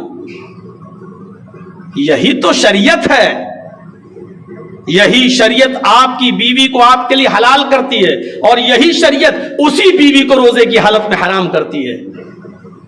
اور شریعت کیا ہے؟ اللہ نے جب حرام کہا ہم حرام مان لیں، اور اللہ نے جب حلال کیا ہم حلال سمجھ لیں، اسی کو فالو کریں، یہی شریعت ہے۔ حضرت موسیٰ علیہ السلام پر صرف 2 وقت کی نماز فرض تھی، صبح اٹھ کے پڑھ لو اور شام کو پڑھ لو، ہو گئی۔ کتنے وقت کی نماز فرض تھی؟ 2 وقت کی، اور کتنی رکعت؟ صرف 2 رکعت۔ آج بھی یہودی 2 رکعت پڑھتے ہیں بس، صبح اور شام۔ اس وقت موسیٰ علیہ السلام پر جتنی نماز فرض تھی اتنا ماننا شریعت تھا، اس پر عمل کرنا شریعت تھا۔ اگر اس وقت کوئی 5 وقت کی نماز پڑھتا تو گناہ پڑتا، کیوں؟ اس وقت اللہ کا وہی حکم تھا، اس وقت اللہ کے حکم کو فالو کرنا وہی ضروری تھا۔ نبی اکرم صلی اللہ علیہ وسلم پر جب نماز فرض ہوئی تو آپ کو معلوم ہونا چاہیے، جب اللہ کے رسول مکہ سے ہجرت کر کے جب مدینہ گئے اور آپ اپنے ننیال میں اور ممیال میں نانا ماموں کے یہاں تقریباً 16 یا 17 مہینے رہے، 16 یا 17 مہینے تک یہ نماز جو جماعت کے ساتھ فرض ہوئی تھی مدینے میں، تو اللہ کے رسول اس نماز کو بیت المقدس کی طرف چہرہ کر کے نماز پڑھتے تھے۔ کس طرف چہرہ کر کے نماز پڑھتے تھے؟ بیت المقدس، جو آج اسرائیل کے اندر ہے، اب جس کو گرانے کی پلاننگ ہو رہی ہے اور جس کے اوپر بم گرانے کی تیاری کر رہا ہے اسرائیل۔ تو میرے بھائیوں سوچئے، اللہ کے نبی صلی اللہ علیہ وسلم نے کس طرف چہرہ کر کے نماز پڑھی؟ بیت المقدس۔ اور آپ کے صحابہ نے بھی کس طرف چہرہ کر کے نماز پڑھی؟ بیت المقدس۔ تو جب تک قبلہ نہیں بدلا گیا تب تک بیت المقدس کی طرف چہرہ کر کے نماز پڑھنا عبادت تھا، اور آپ پڑھتے تھے، لیکن نماز ہی کی حالت میں اللہ کے نبی نے للچائی ہوئی نظروں سے کہا، اے اللہ ہمارے لیے تو قبلہ بدل دے، بیت المقدس کی جگہ خانہ کعبہ کو ہمارا قبلہ بنا دے۔ اور اللہ تعالیٰ نے نماز ہی کی حالت میں، عصر کی نماز تھی آپ کی، نماز ہی کی حالت میں قبلہ بدل دیا، اور جبرائیل کو بھیج کر یہ آیت نازل فرما دی کہ اللہ تعالیٰ نے آپ کے لیے قبلہ بدل دیا، اور نماز ہی کی حالت میں آپ نے بیت المقدس کی طرف سے چہرہ ہٹا کر خانہ کعبہ کی طرف کر لیا، مکے کی طرف، خانہ کعبہ کی طرف چہرہ کر لیا۔ جو صحابہ آپ کے پیچھے نماز پڑھ رہے تھے وہ پیچھے سے گھوم کر نبی اکرم کے پیچھے کھڑے ہو گئے، اور جب اللہ کے نبی نے سلام پھیرا تو کسی ایک صحابی نے یہ نہیں کہا، اے اللہ کے رسول ہمارے باپ دادا تو بیت المقدس کی طرف چہرہ کر کے نماز پڑھتے تھے، آپ نے آج چہرہ کیسے بدل دیا، ہم اپنے باپ دادا کا دین کیسے چھوڑ دیں گے؟ کسی نے نہیں، نبی اکرم نے جو کیا وہ صحابہ نے کیا، اور کسی نے سوال نہیں اٹھایا۔ اس کا مطلب یہ ہے کہ اللہ کا حکم جب جس وقت جس قوم کے لیے جو ہوگا اس وقت اس حکم کو فالو کرنے کا نام شریعت ہے۔ کسی نبی پر 3 وقت کی نماز فرض تھی، اس وقت 3 وقت کی نماز پڑھنا فرض تھا۔ ہمارے نبی جناب محمد رسول اللہ پر 5 وقت نماز فرض ہے، 5 وقت پڑھنا ضروری۔ تو شریعت ہمارے اندر کتنی نافذ ہوئی، یہ رمضان کا مہینہ جو ہمیں یہ احساس دلانے آیا تھا، یہ ہم غور کریں۔ یا ایھا الذین آمنوا اتقوا اللہ ولتنظر نفس ما قدمت لغد۔ جس طرح رمضان بالکل آخری دم پر ہے اور 28 روزے اس کے مکمل ہو چکے ہیں، 1 یا 2 روزہ باقی، اسی لیے میں نے یا ایھا آمنوا اتقوا اللہ یا ایھا آمنوا کتب علیکم الصیام یہ آیت میں نے نہیں پڑھی، بلکہ آج ان 28 29 30 روزوں کے کیا اثرات ہماری زندگی پر مرتب ہوئے یہ ہمیں اور آپ کو دیکھنا ہے۔ اس لیے آیت بھی ہم نے یہ پڑھی کہ ایمانوں والو اللہ سے ڈرو، یا ایھا الذین آمنوا اتقوا اللہ، ایمانوں والو تم اللہ سے ڈرو، ولتنظر نفس ما قدمت لغد، اور ہر انسان کو غور کرنا چاہیے کہ کل قیامت کے دن کے لیے اس نے کون سی تیاری کی، کون سی تیاری۔ یہ تو رمضان کا مہینہ آیا اور ایک دو دن میں چلا جائے گا، وہ ساری برکتیں بھی اٹھ جائیں گی۔ جو ایک رکعت کا ثواب ہمیں 70 رکعت کے برابر مل رہا ہے، سنتوں اور نوافل کا ثواب فرض کے برابر مل رہا ہے، ایک رات کی عبادت کا ثواب 1000 مہینے کی عبادت سے بڑھ کر لیلۃ القدر کا ہمیں مل رہا ہے، یہ ساری خیر و برکات اٹھ جائیں گی۔ شیطان بھی چاند ہوتے ہی آزاد کر دیے جائیں گے، سرکش جن بھی اپنی پرانی عادتوں پر لوٹ آئیں گے، لیکن ایک مہینہ روزے کے اگر اثرات ہماری زندگی پر مرتب رہے تو شیطان کا کچھ نہیں، شیطان آج بھی ناکام رہے گا، عید کے بعد بھی ناکام رہے گا، اور اس لیے ناکام رہے گا میرے پیارے ساتھیوں کیونکہ رمضان کی جو عادت ہم نے اپنے اندر ڈال رکھی ہے، یہ ایک مہینہ جو آپ نے پریکٹس کی ہے نماز پڑھنے کی، فجر میں اٹھنے کی، عبادت کرنے کی، رات جاگنے کی، یہ پریکٹس آپ کے جسم پر پورے سال رہنی چاہیے۔ یہ ہمیں عید کے دن ہماری مسجدیں ہمیں بتا دیں گی کہ رمضان کے روزے کے کتنے اثرات ہماری زندگی پر مرتب ہوئے۔ بہت دور جانے کی ضرورت نہیں ہے، صرف عید کے دن اپنی مسجدوں کا حال دیکھ لیجئے گا، عید کی باسی تباسی چھوڑ دیجئے، صرف عید کے دن نماز عید کے بعد ظہر کی نماز کا منظر دیکھ لیجئے گا اور عصر کی نماز کا منظر دیکھ لیجئے گا، بس یہ مسجدیں اور مسجدوں میں آنے والے نمازی اور ان کی تعداد ہمیں یہ بتا دے گی کہ رمضان کے روزے کے کتنے اثرات ہماری زندگی پر مرتب ہوئے۔ اگر یہ مسجدیں اس طرح خالی ہو گئیں اور جیسے آج بھر رہے ہو، اگر یہ کنڈیشن نہیں رہی تو تمہارے بارے میں اللہ کے نبی نے کہا تھا کم من صائم لیس لہ من صیامہ الا الجوع، بہت سے روزے دار ایسے ہیں جو سحری کرتے ہیں اور افطار کرتے ہیں، پورے مہینہ روزہ رکھتے ہیں، لیکن ان کو ایک نیکی بھی نہیں ملے گی، الا الجوع، بھوکا مرنے کے علاوہ کچھ نہیں ملے گا۔ وَكَمْ مِنْ قَائِمٍ لَيْسَ لَهُ مِنْ قِيَامِهِ إِلَّا السَّحَرُ، اور بہت سے روزے دار ایسے ہیں جو رمضان کی ہر رات جاگتے ہیں، پورے مہینے تراویح پڑھتے ہیں، رمضان کی 5 راتوں کو جاگتے ہیں اور صبح تک جاگتے ہیں اور فجر کی نماز پڑھنے کے بعد اپنے گھر جاتے ہیں، پوری رات شب بیداری کرتے ہیں۔ اگر رمضان کے بعد ان کا مسجدوں میں یہ حال نہیں رہا تو اللہ کے نبی فرماتے ہیں ان کو آنکھیں پھوڑنے کے سوا کچھ نہیں ملا، ان کو آنکھیں پھوڑنے کے سوا کچھ نہیں ملا۔ تو یہ عید کے دن کی ہماری مسجدیں اس بات کی گواہی دیں گی کہ روزے کے اثرات کتنے ہماری زندگی پر مرتب ہوئے۔ یا ایھا الذین آمنوا اتقوا اللہ ولتنظر نفس ما قدمت لغد، ہر ایمانوں والو اللہ سے ڈرو اور ہر انسان کو غور کرنا چاہیے کہ کل قیامت کے دن کے لیے کون سی تیاری کی۔ کل قیامت کے دن، یہ ہم لوگ جو کر رہے ہیں وہ دنیا کے لیے تھوڑی کر رہے ہیں، وہ قیامت ہی کے دن کے لیے کر رہے ہیں۔ اگر ہم ظہر کی نماز پڑھ رہے ہیں تو قیامت ہی کے دن کے لیے پڑھ رہے ہیں، ہم دنیا میں آئے ہی ہیں قیامت کے دن کے لیے، اس جگہ کو دوبارہ پانے کے لیے جس جگہ سے ہمارے باپ حضرت آدم علیہ السلام کو نکالا گیا، یعنی اسی جنت سے جہاں سے ہمارے باپ اور ہماری ماں آدم و حوا کو نکالا گیا، اللہ نے اسی جنت کو پانے کے لیے ہمارے لیے دنیا میں روزے فرض کیے، نمازیں فرض کی، حج فرض کیا، زکوٰۃ فرض کی اور نبیوں کا سلسلہ چلایا، اور اسی شیطان نے جس شیطان نے جنت میں آدم کو بہکایا تھا اسی شیطان کو دنیا میں بھی بھیج دیا۔ یہ دنیا میں بھی तुम्हें बहकाएगा, ये दुनिया में भी वर्गलाएगा जैसे तुम्हारे बाप आदम को इसने जन्नत में वर्गलाया। एक बार तो गलती कर चुके हैं तुम्हारे बाप, दुनिया में अब गलती मत करना, उसी का प्रायश्चित करने के लिए हम दुनिया में भेज रहे तुम्हें, उसी का कफारा अदा करने के लिए दुनिया में भेज रहे। यहां शैतान की मुखालिफत करो, इतनी करो कि अल्लाह खुश हो जाए और तुम्हें और तुम्हारे बाप आदम को फिर से वही मकाम अता फरमा दे जिस मकाम से निकाला गया।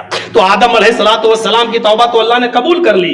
रब्बना ज़लमना अनफुसना व इन लम तगफिर लना व तरहमना लनकूनन्ना मिनल खासिरीन। उनको तो उनका खोया हुआ मकाम दे दिया, लेकिन उनकी औलाद के लिए यानी हमारे और आपके लिए हुक्म दिया कि हम फरिश्तों, हम नबियों को भेजेंगे, रसूलों को भेजेंगे। एक तरफ शैतान तुम्हें बहकाएगा, एक तरफ हमारे पैगंबर तुम्हें हमारे रास्ते की तरफ बुलाएंगे। अब अगर दोबारा तुमने अगर हमारे नबी के बताए हुए रास्ते पर चलते रहे तो हम तुम्हें तुम्हारा खोया हुआ मकाम तुम्हें दोबारा वापस कर देंगे, यानी जन्नत हम तुम्हें दे देंगे। और अगर तुमने और तुम्हारी औलाद ने अगर फिर से दुनिया में शैतान के बहकावे में आए तो याद रखना, दुनिया में भी तुम्हें हमेशा नहीं रहना है और जन्नत भी नहीं मिलेगी, बल्कि एक दूसरा मकाम हम तुम्हें दे देंगे जिसको हम जहन्नम कहते हैं, अजाबुन अजीम कहते हैं, अजाब अलीम कहते हैं, सकर कहते हैं, जहन्नम कहते हैं, दोज़ख कहते हैं, जो भी नाम हो उसका।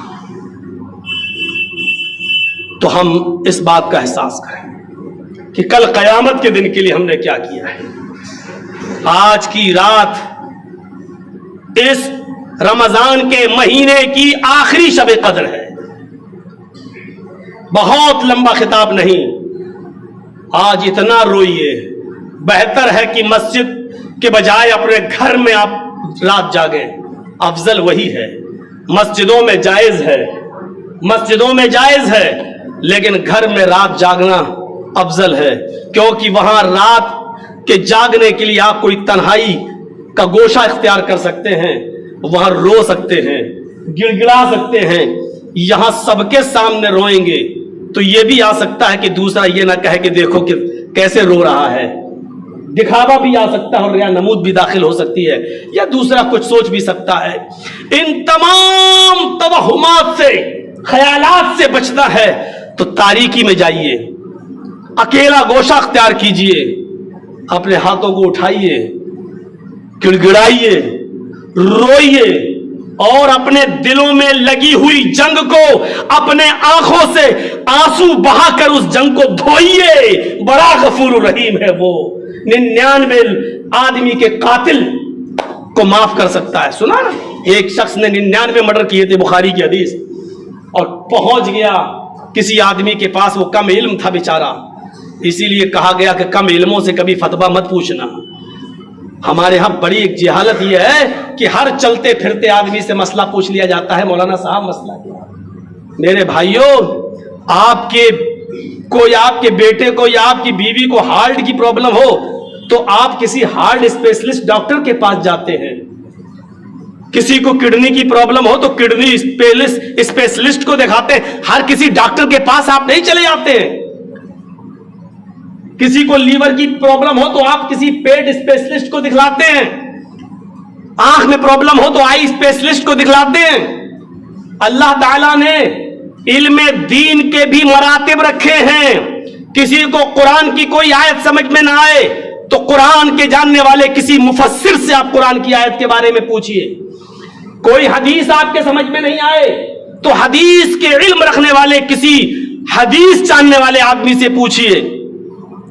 कोई मसला आपके समझ में नहीं आ रहा है, मसलन बुखारी की हदीस में है 4 दिन मुसाफिर कसर कर सकता है, बुखारी की हदीस में है कि 15 दिन मुसाफिर नमाज में कसर कर सकता है, और बुखारी की हदीस में कि 19 दिन कसर कर सकता है। एक ही हदीस बुखारी की, अब 4 दिन कसर करेगा कि 15 दिन कसर करेगा कि 19 दिन कसर करेगा, कसर कितने दूरी पर करना चाहिए। बुखारी की हदीस के अंदर अल्लाह के रसूल ने 3 मील पर कसर किया, बुखारी की हदीस में अल्लाह के रसूल ने 16 मील पर कसर किया, बुखारी की हदीस में अल्लाह के रसूल ने 48 मील पर कसर किया। अब किसी भी चलते फिरते आदमी से पूछ लो मौलाना साहब कसर कितने किलोमीटर पर है, तो वो तो बेचारा आपको क्या बता पाएगा। जो उसको यही नहीं मालूम कि 3 मील पर कब करे, 16 मील पर कब करे, 48 मील पर कब करे, जिसको यही नहीं मालूम 4 दिन कसर कब करे, اور 19 دن کب کرے اور 15 دن کب کرے. اس لیے حدیث کوئی مسئلہ آپ کو جاننا ہو تو کوئی فتویٰ دینے والے کسی مفتی کے ساتھ آپ جا کے پوچھئے. چائے کی ہوٹلوں پہ بیٹھے ہوئے ABCD جو ملا آپ نے اس سے مسئلہ پوچھ لیا صاحب. یہ بھی ہر کسی سے مسئلہ پوچھنا بالکل ایسے ہی ہے جیسے کسی اناڑی نائی کے پاس آپ شیونگ کرانے چلے جائیں تو بجائے آپ کی داڑھی بنانے کے خطرہ ہے کہ گردن نہ کاٹ دے، بالکل یہی پوزیشن ہے. کسی ایرو غیرو سے آپ مسئلہ پوچھا کہیں آپ کو الٹا سیدھا مسئلہ نہ بتا دے. اور پھر دین، اللہ کے نبی صلی اللہ علیہ وسلم نے فرمایا کہ اگر کوئی کسی سے مسئلہ پوچھے اور اس کو علم نہ ہو تو صاف کہہ دے کہ میں نہیں جانتا، صاف کہہ دے کہ میں نہیں جانتا. میرے پیارے ساتھیوں، تقوی کی بات کرتے ہیں. امام مالک کتنے بڑے بزرگ ہستی گزری ہے. 4 امام دنیا میں بہت مشہور ہیں، ان میں ایک امام مالک بھی ہیں. امام مالک سے پوری زندگی میں 40 مسئلے پوچھے گئے. جرجی صاحب سے ایک دن میں 40 مسئلے روز پوچھے جاتے ہیں. غور کرو، غور کرو. ان سے پوری زندگی میں 40 مسئلے پوچھے گئے. کن سے؟ امام مالک سے. اور 40 مسئلے پوری زندگی میں پوچھے گئے تو 36 مسئلوں کے بارے میں امام مالک نے کہہ دیا واللہ لا ادری، مجھے نہیں معلوم. آپ غور کر رہے ہیں؟ اس کے باوجود ان کو کتنی بڑی ڈگری ملی، کتنا بڑا بزرگ مانا گیا. دنیا کے 4 بڑے بڑے اماموں میں ان کا بھی نام ہے. امام مالک 40 مسئلوں میں اگر مولانا جرجی سے ایک دن میں 10 مسئلے پوچھے جائیں اور ایک مسئلے میں اگر کہتے ہیں کہ تھوڑا دیکھ کے بتاؤں گا ابھی پتہ نہیں، تو لوگ کہیں گے کیا یار اتنا بڑا مولوی کہہ رہا دیکھ کے بتاؤں گا، اس کو کیا آتا ہے؟ کچھ آتا ہی نہیں ہے. یہاں اگر کوئی آدمی بیچارہ تقریر نہ کر پائے، خطبہ نہ دے پائے تو جاہل عوام کیا کہتی ہے؟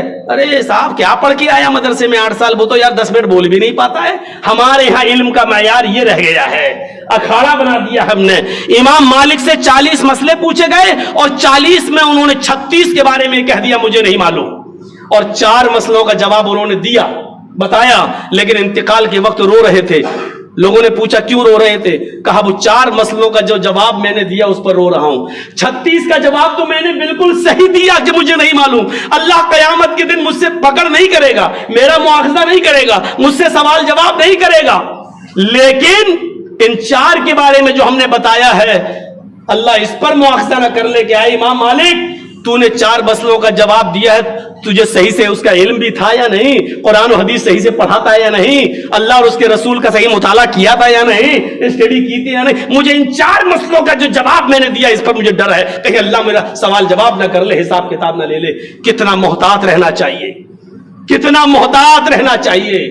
یہاں تو لوگ ایک حدیث سناتے ہیں بس. آج ایسے ایسے لوگ آپ دین کی دعوت دیں گے آپ کو اور کہیں گے صاحب مولوی لوگ تبلیغ نہیں کر رہے تو ہم لوگ کر رہے ہیں، اور دلیل کیا دیں گے؟ بلغوا انی ولو آیا. اللہ کے نبی نے فرمایا ایک آیت کا بھی علم ہے تو اس کو دوسروں تک پہنچا دو. ایک آیت کا بھی علم ہے تو کہتے ہیں اس کا مطلب یہ جتنا علم ہے پہنچا دو. میں کہتا ہوں ایک آیت کا بھی علم ہے، چلیے آؤ میں تم سے ایک بحث کرتا ہوں. قرآن کی سب سے پہلی جو آیتیں نازل ہوئی ہیں وہ ہے اقرا بسم ربک الذی خلق خلق الانسان من علق اقرا وربک الاکرم الذی علم بالقلم علم الانسان ما لم یعلم. یہ 5 آیتیں سب سے پہلے نازل ہوئی ہیں، سب سے پہلے. لیکن یہ قرآن کے کس پارے میں ہیں؟ 30ویں پارے میں. میں پوچھتا ہوں چلیے آپ کو قرآن کی ایک بھی آیت کا علم ہے تو مجھے بتائیے کہ بسم اللہ الرحمن الرحیم قرآن کی پہلی آیت سب سے پہلے اس کو کیوں لکھا گیا؟ چلیے ایک آیت میں بسم اللہ الحمدللہ چھوڑ دیجئے، الرحمن الرحیم چھوڑ دیجئے، مالک یوم الدین چھوڑ دیجئے، یہ تو بہت دور کی بات ہے. بسم اللہ، بسم کو ہٹا دو، 3 چیزیں رہ گئیں، اللہ، الرحمن، الرحیم. یہ تینوں اللہ کے نام ہیں. مجھے بتائیے اللہ کا نام ہے نہیں؟ اللہ. رحمان اللہ کا نام ہے کہ نہیں؟ الرحیم اللہ کا نام ہے کہ نہیں؟ بسم اس کے بعد کیا ہے؟ بسم کو ہٹا دو، اللہ الرحمن الرحیم. یہ تینوں اللہ کے نام ہیں. 3 نام لینے کی ضرورت کیا تھی؟ ابھی پہلی آیت ہے ہمارے پاس، ابھی دوسری آیت نہیں ہے. پہلی آیت، پہلا سوال سب سے پہلے اس کو کیوں لائے؟ سب سے پہلے تو اللہ نے قرآن میں اتارا تھا اقرا بسم ربک الذی خلق. اس کو پہلے پارے میں بھی نہیں لائے، 30ویں پارے میں. کیوں؟ وجہ بتاؤ. تمہیں ایک آیت کا بھی علم ہے؟ نہیں ہے. پھر کیوں؟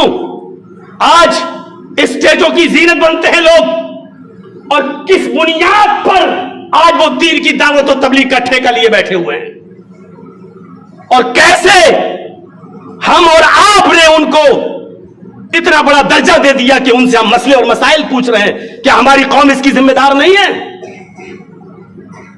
سیفئی میں جاتا ہے کوئی آدمی، اگر انتقال کر جائے تو لوگ کہتے ہیں کہ سیفئی میں تو تم لے گئے، وہ مریض مر گیا ہے، کوئی اور اچھا اسپتال نہیں ملا تھا.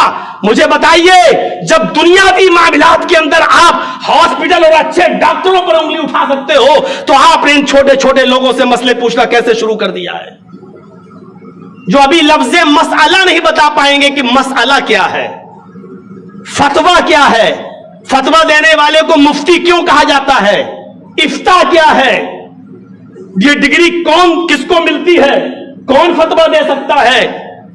جن کو ابھی یہ نہیں معلوم، آج ان سے آپ مسئلے پوچھتے رہتے ہو. آپ نے دیکھا اس کی داڑھی بڑی ہے، اسی کو مولانا سمجھ لیا آپ نے. داڑھی تو فرعون کی بھی تھی. میرے بھائیوں، علم ایک الگ چیز ہے، اس لیے دین کے مسئلے کو بھی آپ کو انہی سے پوچھنا ہے، ورنہ بالکل ایسے ہی ہے، بندر کے ہاتھ میں استرا دے دیا تو آپ یاد رکھنا کہ وہ گردن کاٹ دے گا، بال نہیں بنائے گا، شیونگ نہیں کرے گا. بسم اللہ الرحمن الرحیم، جب اللہ کا نام آ گیا تھا تو رحمان اور رحیم کہنے کی کیا ضرورت، اور رحمان جب آ گیا تھا تو رحیم کہنے کی کیا ضرورت. رحمان کے معنی بھی بہت رحم کرنے والا، اور رحیم کا معنی بھی بہت رحم کرنے والا. جب اللہ نے ایک بار رحمان کہہ دیا تو دوبارہ رحیم کیوں کہا؟ چلیے پہلے اتنے ہی مسئلوں کا جواب دے دیجیے، آگے پھر ہم پوچھیں گے آپ سے کہ وضو بناتے وقت صرف بسم اللہ، کھانا کھاتے وقت صرف بسم اللہ، وہاں رحمان رحیم آپ نہیں پڑھیں گے. سن لیجئے، اب پھر وہی سوال پیدا ہوتا، مولانا حرج کیا ہے؟ اللہ کے نبی نے کہا کہ جب بھی کوئی اچھا کام کرو تو اللہ کا نام لو، اور اللہ کا نام آ گیا، بسم اللہ، اللہ کا نام آ گیا. اللہ کے نبی نے یہ نہیں کہا الرحمن الرحیم بھی پڑھو. تو اب سوال یہ پیدا ہوتا کہ مولانا لے لوں تو حرج کیا ہے، لے لوں تو حرج کیا ہے؟ حرج ہے، حرج یہ ہے کہ نبی نے صرف اللہ کا نام بتایا، تم الرحمن الرحیم اپنی طرف سے داخل کر رہے ہو، نبی کے دین کو مکمل نہیں سمجھ رہے ہو، بلکہ اپنے آپ کو اپنی طرف سے بڑھانے کے بعد مکمل سمجھ رہے ہو. اور ہر جگہ اگر بسم اللہ الرحمن الرحیم پڑھو گے، وضو بناتے وقت بسم اللہ الرحمن الرحیم، کھانا کھاتے وقت بسم اللہ الرحمن الرحیم، تو پھر مجھے بتاؤ قربانی کرتے وقت بسم اللہ الرحمن الرحیم کیوں نہیں پڑھتے ہو؟ وہاں صرف بسم اللہ اللہ اکبر کیوں کہہ دیتے ہو؟ پھر وہاں پر بھی الرحمن الرحیم پڑھو. جب آپ یہاں پڑھنے میں حرج نہیں سمجھ رہے ہیں تو وہاں پر بھی پڑھنے میں حرج کیوں سمجھ رہے ہو؟ ادھر بھی کہیے بسم اللہ الرحمن الرحیم اللہ اکبر، وہاں آپ نہیں کہو گے، کیوں؟ میرے بھائیوں، وہاں حرج کیا ہے؟ اگر یہ پیمانہ آپ کا ادھر ہے تو ادھر بھی ہونا چاہیے، اور اگر ادھر نہیں تو ادھر کیوں؟ بیت الخلاء میں جانے کی دعا کیا ہے لیٹرین میں؟ اللہم انی اعوذ بک من الخبث والخبائث. صحیح حدیث، اللہ کے نبی نے فرمایا اگر اس سے پہلے کوئی بسم اللہ بھی کہہ دے تو یہ شیطان کی آنکھوں کے لیے رکاوٹ بن جاتا ہے. بسم اللہ اللہم انی اعوذ بک من الخبث والخبائث، یہ دعا پڑھی جا سکتی ہے، بسم اللہ کہا جا سکتا ہے. اب کوئی آدمی وہاں جا کے کہے بسم اللہ الرحمن الرحیم اللہم انی اعوذ بک من الخبث والخبائث، کیسا لگے گا؟ بہت سے لوگوں کو میں دیکھتا ہوں نماز پڑھنے کے لیے آئے کھڑے ہیں، پہلے کہیں گے بسم اللہ الرحمن الرحیم، اب کہیں گے اللہ اکبر. میرے بھائیو، یہ بھی غلط ہے. نماز کی نیت ہے ہی اللہ اکبر.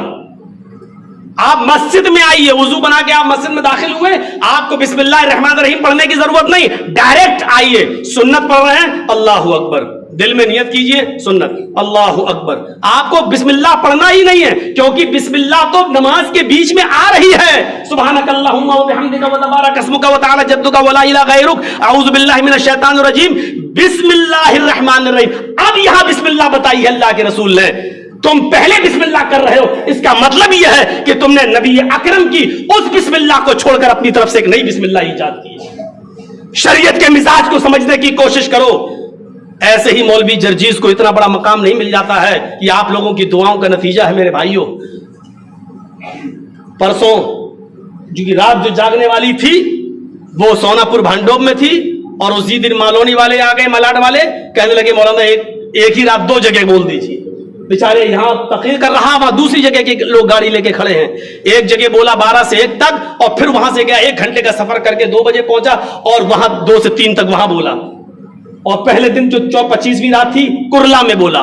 وہ روک رہے تھے آج کی رات بھی. میں نے کہا نہیں بھائی میری بھی بیوی بچے ہیں, مجھے بھی جانے دو, والدین کی طبیعت, ہمارے والد کی طبیعت خراب ہے, ٹکٹ تھا. تو میرے بھائیوں ان مسائل پر غور کیجئے, ان مسائل پر. مسئلے وہی چلیں گے اپنی عقل سے نہیں. شریعت نام ہی نہیں ہے اپنی عقل کو دخل دینے کا, شریعت نام ہے محمد رسول اللہ کے بتائے ہوئے طریقے پر چلنے کا. جہاں بسم اللہ بتائی وہاں بسم اللہ پڑھو گے. ابھی دیکھنا چاند ہوگا جب عید کا تو دونوں ہاتھ اٹھا کے دعا مانگیں گے اللہم اہلہ بالامن والایمان. یہاں ہاتھ اٹھانا ثابت نہیں ہے اللہ کے رسول سے. اب سوال پیدا ہوتا ہے مولانا اگر ہاتھ اٹھا دے تو حرج کیا ہے؟ تو پھر لیٹرین میں بھی جا کے ہاتھ اٹھاؤ, اللہم انی اعوذ بک من الخبث والخبائث. اب جرجیت صاحب کہہ رہے ہیں اگر ہاتھ اٹھا لے تو حرج کیا ہے؟ اب جرجیت صاحب کہہ رہے ہیں ہاتھ اٹھا لو تو حرج کیا ہے؟ جب لیٹرین میں ہاتھ اٹھانا نبی سے ثابت نہیں ہے, اسی طریقے سے چاند کی دعا بھی ہاتھ اٹھانا نبی سے ثابت نہیں ہے. بہت سے لوگوں کو میں دیکھتا ہوں مسجد میں وضو بنایا اور وضو بنانے کے بعد وضو کے بعد کی دعا میں ہاتھ اٹھاتے ہیں, اشہد ان لا الہ الا اللہ واشہد ان محمدن عبدہ ورسولہ اللہم اجعلنی من التوابین. نہیں ہے ثابت. بہت سے لوگوں کو دیکھا اذان دی لا الہ الا اللہ, اس کے بعد میں ہاتھ اٹھا کے دعا کرنے لگے اللہم رب ھذہ الدعوۃ التامہ والصلاۃ القائمہ. ارے اللہ کے بندے یہاں ہاتھ نہیں اٹھائے اللہ کے رسول نے, یہاں ہاتھ نہیں اٹھائے. جہاں ہاتھ نہیں اٹھائے ہمیں وہاں نہیں اٹھانا ہے, جہاں اٹھائے وہاں اٹھانا ہے. شب قدر ہے آج کی رات, اکیلے میں جائیے اٹھائیے ہاتھ. اللہ کے رسول نے فرمایا یہاں اٹھاؤ ہاتھ, جتنی لمبی دعا مانگنا ہو مانگو. یہ مولوی والی دعا نہیں, اللہ روزی روٹی میں برکت دے آمین, اللہ فلاں بیمار ہے اس کو طبیعت ٹھیک نہیں آمین, لا الہ الا اللہ محمد رسول اللہ ہو گئی دعا. یہ فارمیلٹی نہیں ہے یہاں فارمیلٹی نہیں, یہاں اپنی دعا مانگو. اس لیے کہ جو چیزیں آپ مانگنا چاہتے ہو مولانا جرجیز کو بھی بتانا نہیں چاہتے ہو. ہے بھائی آپ کے دل میں ایسی بہت سی چیزیں جو آپ چاہتے کسی کو پتہ نہ چلے. مانگی آئے اپنے رب سے, اور آپ اپنے رب سے چھپا نہیں سکتے ہو اس لیے کہ اس سے کوئی چیز چھپی ہوئی نہیں ہے. اس لیے جس سے چھپی نہیں ہے اس سے مانگو. اللہ میرے فلاں کو کینسر ہے, دنیا کے ڈاکٹروں نے منع کر رکھا ہے, آئے اللہ تو تنکے میں جان ڈالنے والا ہے, آئے اللہ میرے فلاں کو تو اس بیماری سے نجات عطا فرما. مانگو دعا, کون تمہیں منع کر رہا ہے؟ اللہ میری بیٹی جوان ہو چکی ہے, جو رشتہ آتا ہے ٹوٹ جاتا ہے, اللہ میری بیٹی کے لیے دیندار رشتہ عطا فرما دے. اے اللہ ایک استقامت والا رشتہ عطا فرما دے. مانگیے دعا, کون منع کر رہا ہے؟ آج کی رات تو مانگنے کی رات ہے ہی, آج کی رات تو اپنے رب کو روٹھے ہوئے رب کو منانے کی رات ہے ہی. مانگیے, ہاتھ اٹھا کے مانگیے اور آنسو بہا کر مانگیے. یہ آنسو بناوٹی نہیں ہونا چاہیے بلکہ دل کی گہرائیوں سے نکلے ہوئے ہونا چاہیے. فرمایا اللہ کے خوف سے جس آنکھ میں ایک بھی آنسو آ گیا, اگرچہ اس آنسو کی مقدار مکھی کے سر کے برابری کیوں نہ ہو, وہ آنکھوں سے زمین پر ٹپکا ہی نہ ہو, آنکھوں میں آ گیا لیکن آیا ہو اللہ کے خوف سے, آیا ہو اللہ کے ڈر سے. اللہ کے نبی فرماتے ہیں وہ آنکھوں میں آیا اور مکھی کے سر کے برابر آ گیا لیکن زمین پر نہیں گرنے پایا. اس کے باوجود اگر وہ مکھی کے سر کے برابر آنسو اللہ کے خوف سے آیا اور آپ کی آنکھوں میں آ گیا تو اللہ رب العالمین ایسی آنکھ پر جہنم کی آگ کو حرام کر دیتا ہے. میرے پیارے ساتھیوں, مانگو, روئیے اور گڑ گڑائیے اپنے رب کے سامنے. ادعونی استجب لکم, او میرے بندو تم مجھ سے مانگو میں تمہیں دوں گا. اللہ خود کہہ رہا مانگو, اس کو کیا ضرورت ہے کہنے کی, وہ کہہ رہا مانگو. اور یہ بھی کہہ رہا میرے بندو اگر تم مجھ سے نہیں مانگو گے, لو یہ بھی لو, قرآن کہہ رہا ہے میرے بندو اگر تم مجھ سے نہیں مانگو گے, اگر تم میرے سامنے ہاتھ نہیں پھیلاؤ گے, میرے سامنے اپنا دامن نہیں پھیلاؤ گے, اگر تم مجھ سے نہیں مانگو گے تو میں تمہیں ہلاک و برباد کر دوں گا. لو اتنی بڑی وارننگ. اگر تم مجھ سے نہیں مانگو گے, اگر تم میرے سامنے اپنا دامن نہیں پھیلاؤ گے, مجھے نہیں پکارو گے تو میں تمہیں ہلاک و برباد کر دوں گا. اور پھر دوسری ایسی قوم پیدا کروں گا, ایسی امت کو لاؤں گا جو اس دنیا میں پیدا ہوگی اور میرے سامنے گڑ گڑائے گی, اپنے گناہوں کی معافی مانگے گی اور میں ان کو ان کے مانگنے کے مطابق ان کو دوں گا. اس سے پتہ چلتا ہے کہ اللہ کو وہ بندے پسند ہیں جو اللہ کو پکاریں, اللہ کو وہ بندے پسند ہے جو اللہ سے مانگیں. میرے بھائیوں, اللہ کو یہ چیز اچھی لگتی ہے تو مانگو، گڑ گڑاؤ، لیکن بناوٹی نہیں ہونا چاہیے، اور ایسا بھی نہیں ہونا چاہیے کہ فرضی، ایک ڈپلیکیٹ۔ 1 منٹ میں کہیں دعا ہوتی ہے، 1 منٹ میں کہیں دعا ہوتی ہے، اٹھے الحمدللہ رب العالمین، دعا کا طریقہ میں نے بتایا تھا، شاید نئی بستی ہی میں بتایا تھا میں نے دعا مانگنے کا طریقہ۔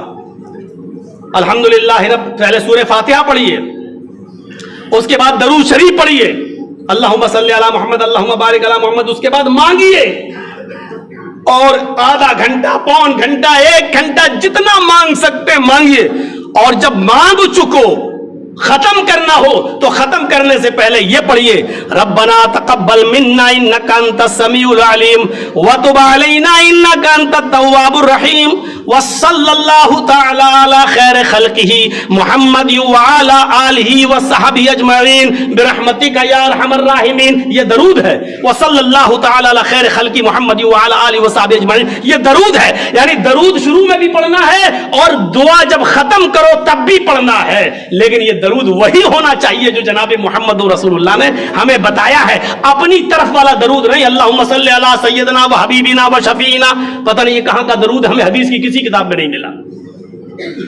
تو یہ درود اپنے بناوٹی درود نہیں، اللہ کے نبی یہی درود پڑھا کرتے تھے، اللہم صلی علی محمد اللہم بارک علی محمد، اور جب دعا مکمل کرتے تھے تو یہی کہتے تھے ربنا تقبل منا انک انت السمیع العلیم وتب علینا انک انت التواب الرحیم۔ اس کے بعد یہ درود وصلی اللہ تعالی علی خیر خلقہ محمد وعلی آلہ وصحبہ اجمعین برحمتک یا ارحم الراحمین۔ اس کے بعد آپ اٹھ جائیے، دونوں ہاتھوں کو چہرے پر ملنے کی ضرورت نہیں ہے، اس لیے کہ دونوں ہاتھوں کو چہرے پر پھیرنے کی جتنی بھی حدیثیں آتی ہیں ساری کی ساری ضعیف اور کمزور روایتیں ہیں، صرف چہرے پر ہاتھ نہیں پھیرنا۔ یہ دعا مانگنے کا دوبارہ یہ طریقہ میں نے اس لیے بتا دیا کہ یہاں کے بہت سے لوگ ہو سکتا ہے کہ نہ گئے ہو نہیں بستی، تو یہ سیکھ لیں، یہ ہے دعا مانگنے کا طریقہ۔ تو مانگیے اللہ سے، اور نیت کو بالکل صاف رکھیے۔ یاد رکھیے گا ساری چیزوں کا اعتبار نیت پر ہے، نیت پر۔ ایک حدیث سناتا ہوں آپ کو، بس اس حدیث کو سنانے کے بعد آپ آزاد ہیں۔ نبی اکرم صلی اللہ علیہ وسلم نے فرمایا، بخاری کی حدیث ہے، پرانے زمانے میں ایک شخص تھا تو وہ صدقے کا بہت سا مال خرچ کرنا چاہتا تھا، اس کے پاس بہت سا مال تھا، زکوٰۃ کا، خیرات کا، صدقے کا غریبوں میں، لیکن وہ یہ جانتا تھا کہ صدقہ چپکے سے کیا جائے تو زیادہ اہمیت رکھتا ہے، کسی غریب کی مدد چپکے سے کی جائے تو زیادہ بہتر ہے، اس طریقے سے کی جائے کہ داہنے ہاتھ سے کی جائے اور بائیں ہاتھ کو بھی اس کی خبر نہ ہو۔ تو وہ شخص رات میں نکلتا ہے، سنیے بہت پیاری حدیث ہے، وہ شخص رات میں نکلتا ہے، آدھی رات گزرنے کے بعد جب صدقے کا مال لے کر جا رہا ہے، اس نے سوچا کہ رات میں کوئی مجبور آدمی مجھے ملے گا تو اس کو دے دوں۔ ایک آدمی کے اوپر نظر پڑی، یہ سمجھا کہ یہ مجبور آدمی ہے، صدقہ دینے والے نے پوچھا بھائی اتنی رات میں تم نکلے ہو، کیا کوئی مجبوری ہے؟ اس آدمی نے کہا جی مجبوری ہے۔ اس نے مجبور سمجھا اور صدقے کا مال اس کو دے دیا کہ لو بھائی مجبور ہو، یہ مال میرے پاس ہے، تم لے جاؤ، اللہ تمہاری مجبوری کو آسان کر دے۔ یہ صدقے کا مال دے کر چلا آیا، اپنے گھر آیا اور صدقہ لینے والا صدقہ لے کر چلا گیا۔ اس نے صبح کی نماز پڑھی، تھوڑی دیر کچھ پڑھا لکھا، اور جب سورج نکل گیا تو صدقہ دینے والا بازار کی طرف گیا، جیسے ہم اور آپ صبح سویرے اٹھتے ہیں، کوئی سبزی لینے کے لیے، کوئی بچے کو اسکول چھوڑنے کے لیے، کوئی کہیں جاتا ہے، ایسے ہی ایک شخص بھی مارکیٹ کی طرف، بازار کی طرف گیا تو وہاں شور سنتا ہے۔ یہ کوئی ایسی ویسی کتاب نہیں، بخاری شریف کی حدیث کا واقعہ ہے، جو قرآن کے بعد سب سے زیادہ معتبر اصح الکتب بعد کتاب اللہ، بخاری کو کہا گیا کہ اللہ کی کتاب، قرآن کے بعد سب سے بڑا درجہ اگر کسی کتاب کا ہے تو بخاری کا۔ بخاری کے اندر یہ واقعہ منقول ہے، وہ جب بازار میں گیا تو شور سنتا ہے، کچھ لوگ کہہ رہے ہیں کہ تمہیں معلوم ہے، اسی سے کہہ رہے ہیں اس نے صدقہ دیا، تمہیں معلوم ہے رات میں اللہ کا ایک نیک بندہ صدقے کا مال لے کر نکلا اور وہ کسی غریب آدمی کی، کسی مجبور کی مدد کرنا چاہتا تھا لیکن دھوکہ کھا گیا بیچارہ، اسی سے کہہ رہے ہیں۔ یہ پوچھتا ہے دھوکہ کھا گیا کیا مطلب؟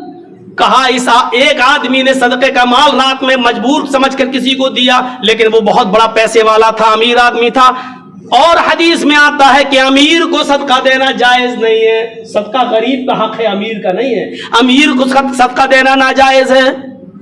یہ آدمی کہنا ہو سکتا ہے دھوکہ کھا گیا ہو، یہ کہہ کر چلا آیا. اس کو بتانا ہی نہیں تھا کہ میں نے دیا. یہ اپنے گھر آیا اور آ کر دونوں ہاتھ اٹھا کر دعا کرتا ہے کہ الہ العالمین، میں نے جان بوجھ کر صدقے کا مال امیر کو نہیں دیا.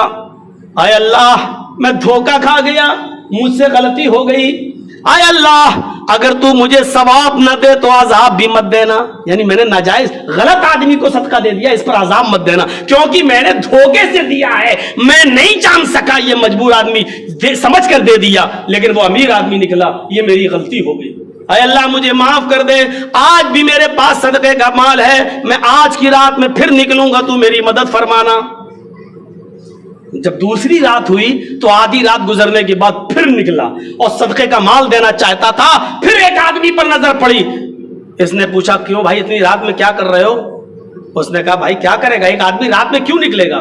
کوئی مجبور ہوگا تبھی نکلے گا، بھائی جاؤ نا اپنا راستہ دیکھو. اس نے کہا دیکھو تم مجبور ہو اور میں کسی مجبوری کی مدد کرنا چاہتا ہوں. اس نے کہا جھٹ سے اگر واقعی تمہیں مجبور کی مدد کرنا ہے تو مجھ سے زیادہ مجبور کوئی نہیں ہے. اس نے صدقے کا مال اس آدمی کو دے دیا اور دے کر چلا آیا. گھر پہ آیا، نماز پڑھی، سو گیا. صبح اٹھا، پھر صبح سورج نکلنے کے بعد بازار کی طرف گیا تو پھر چرچے سنتا ہے، آوازیں آتی ہیں. ارے تمہیں معلوم ہے؟ کہا کیا؟ کہ ایک آدمی آج بھی رات کی تاریکی میں، رات کے اندھیرے میں نکلا اور کسی غریب آدمی کی مدد کرنا چاہتا تھا، لیکن آج بھی وہ دھوکہ کھا گیا اور آج اس نے ایک چور کی مدد کر دی. اس نے اپنا صدقہ ایک چور کو دے دیا. وہ آدمی پیشہ ور چور تھا، وہ رات میں چوری کے لیے نکلتا تھا اور اس آدمی نے صدقے کا مال اس کو دے دیا جو ناجائز ہے، نہیں دینا چاہیے، لیکن دھوکہ کھا گیا.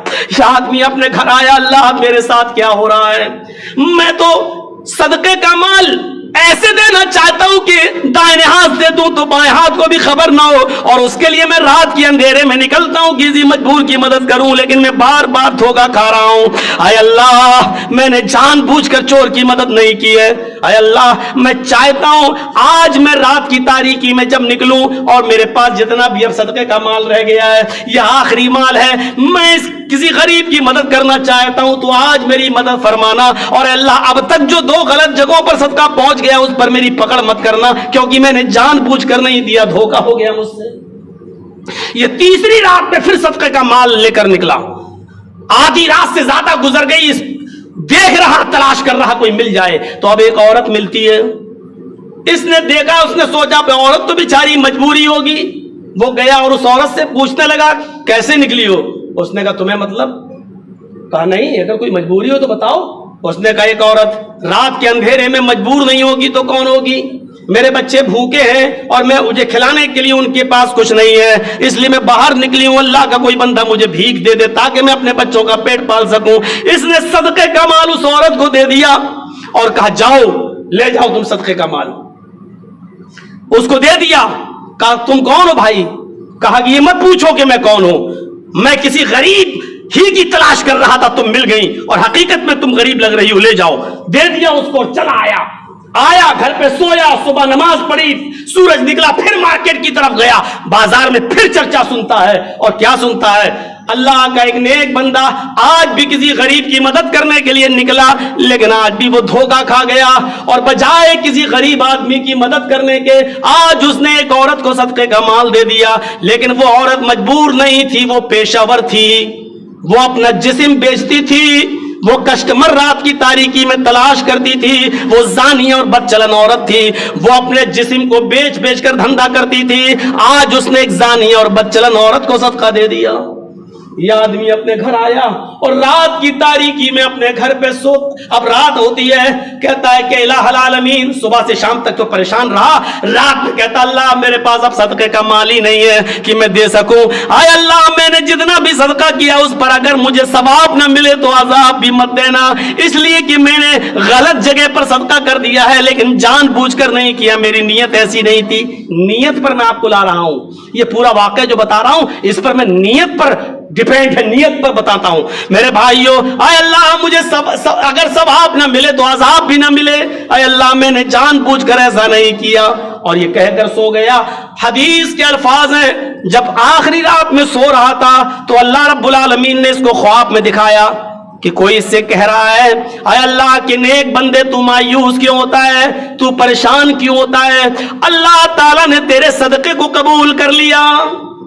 ارے تو نے ناجائز جگہ پر دیا ہے لیکن تیری نیت تو نہیں تھی, تو کسی غریب کی مدد کرنا چاہتا تھا نا, تو تجھے تیری نیت کے مطابق ثواب مل گیا, اللہ نے تیرے صدقے کو قبول کر لیا. لیکن تیرے صدقے کی برکت سے اللہ نے ان تینوں کو بھی ہدایت دے دی.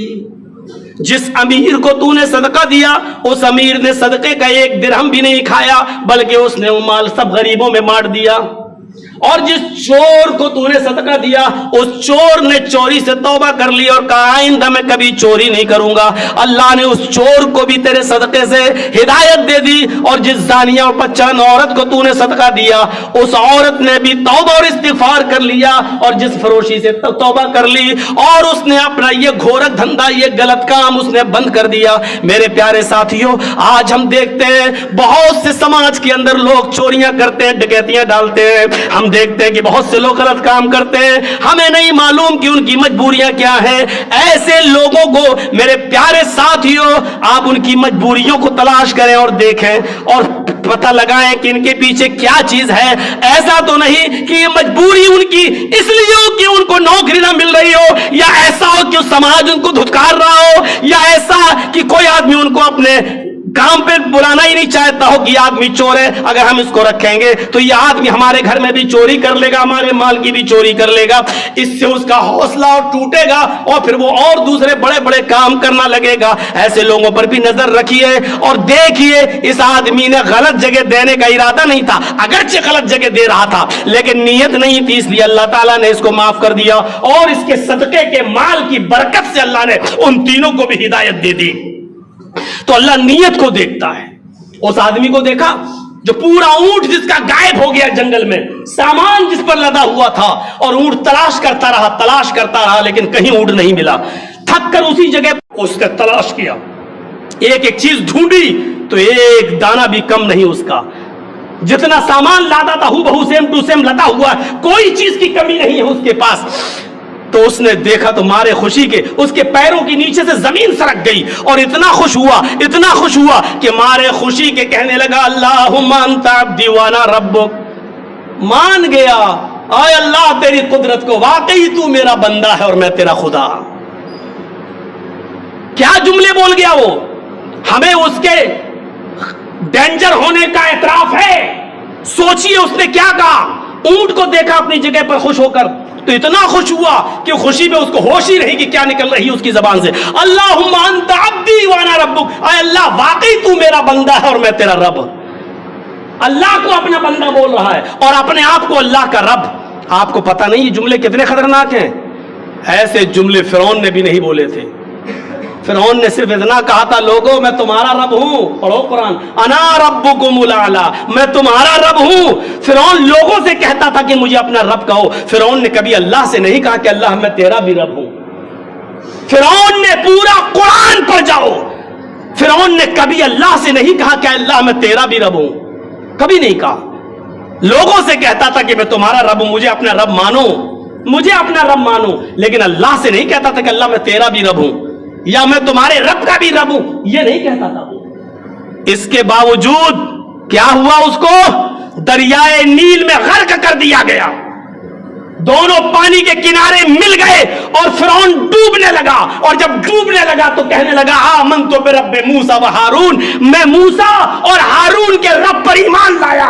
آواز آئی اب اس وقت تیرے ایمان کی کوئی قدر و قیمت نہیں ہے. اللہ ایمان کا لالچی نہیں ہے کہ اب ڈوبنے لگا تو ایمان لایا. آمنت برب ہارون, آمنت برب موسیٰ و ہارون, میں موسیٰ اور ہارون کے رب پر ایمان لایا. ڈوبتے وقت بھی کتنا چالاک تھا فرعون. قرآن کی بھی تو کہا میں نے, جو قرآن کی ایک ایک آیت میں غرق لگاتا ہو ڈوبا ہو اس سے مسئلے پوچھا کرو. اب پوچھو کہ فرعون نے یہ کیوں نہیں کہا میں لوگوں کے رب پر ایمان لایا, فرعون نے یہ کیوں کہا آمنت برب موسیٰ و ہارون, میں موسیٰ اور ہارون کے رب پر ایمان لایا, یہ کیوں کہا فرعون نے ڈوبتے وقت؟ کیونکہ لوگوں کا رب تو وہ خود بنا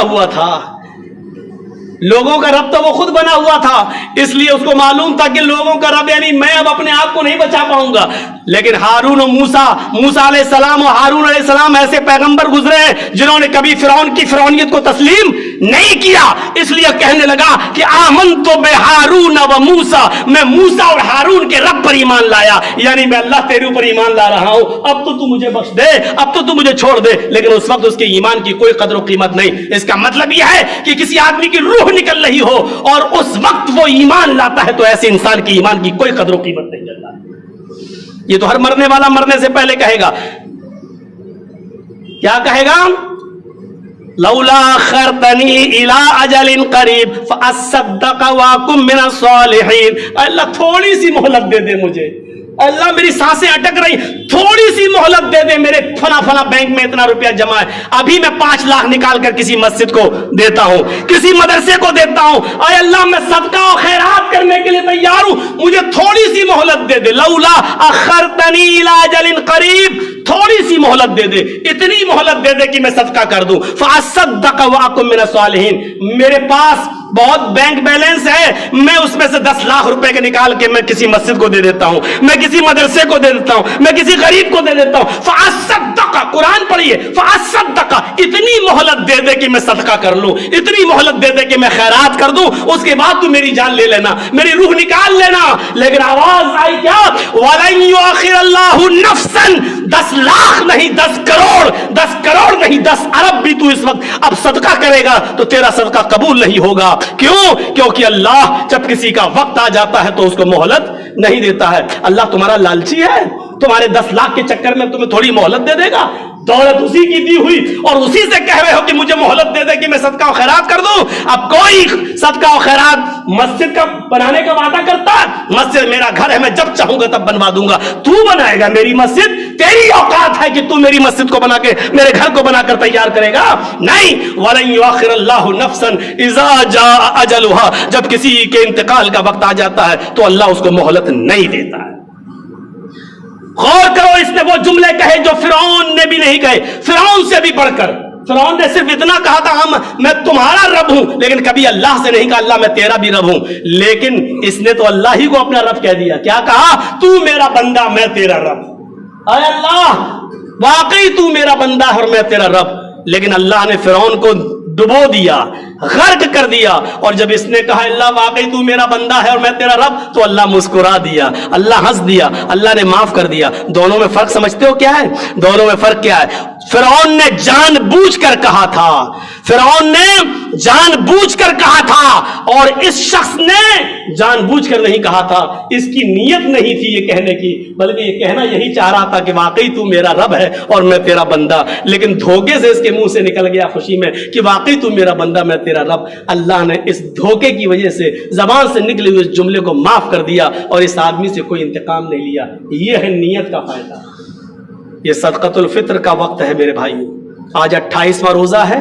آخری چیز اور بتا دوں، صدقۃ الفطر، ہم نے جو پورے مہینے جو روزے رکھے ہیں نا، ان روزوں میں کہیں نہ کہیں کوئی نہ کوئی کمی تو پھر بھی بہت بچنے کے باوجود بھی کمی رہ جاتی ہے. اس کمی کو دور کرنے کے لیے اللہ کے نبی صلی اللہ علیہ وسلم نے صدقۃ الفطر کو فرض قرار دیا ہے. سن لیجئے، فرض ہے یہ. اور فرض سمجھتے ہیں جیسے نماز فرض ہے، جیسے روزہ فرض ہے، جیسے صاحب استطاعت پر حج فرض ہے، جیسے صاحب حیثیت پر زکوٰۃ فرض ہے، اسی طریقے سے صدقۃ الفطر بھی فرض ہے. اللہ کے نبی نے فرمایا تمہارے روزے زمین و آسمان کے بیچ میں معلق رہتے ہیں، زمین اور آسمان کے بیچ میں لٹکے رہتے ہیں، اس وقت تک قبول نہیں ہوتے، اللہ کے یہاں نہیں جاتے جب تک کہ تم صدقۃ الفطر ادا نہ کر دو. صدقۃ الفطر یہ غریبوں کا حق ہے اور اس میں کوئی حیثیت اور استطاعت نہیں ہے. سن لیجئے، آپ کے گھر میں اگر عید کی نماز، مثلا آپ شاہی جامع مسجد میں نماز پڑھتے ہیں اور شاہی جامع مسجد میں نماز عید کا وقت 7 بجے ہے، اگر آپ کے گھر میں 6:59 پر بھی اگر بچہ پیدا ہوگا تو آپ کو اس بچے کا بھی صدقہ فطر دینا ہوگا. اس بچے کا بھی. احتیاط کا تقاضا تو یہ ہے آپ یہ کہو گی کہ مولانا صاحب ایک نیا فتنہ کھڑا کر رہے ہیں؟ نہیں، احتیاط کا تقاضا تو یہ ہے کہ جو بچہ آپ کی بیوی کے پیٹ میں ہے اور وہ 4 مہینے کا ہو چکا ہے حمل اور 4 مہینے سے اوپر کا ہے، تو اس بچے کے پیٹ میں، اس ماں کے پیٹ میں اس بچے کے اندر روح داخل ہو چکی ہے، روح داخل ہو چکی ہے۔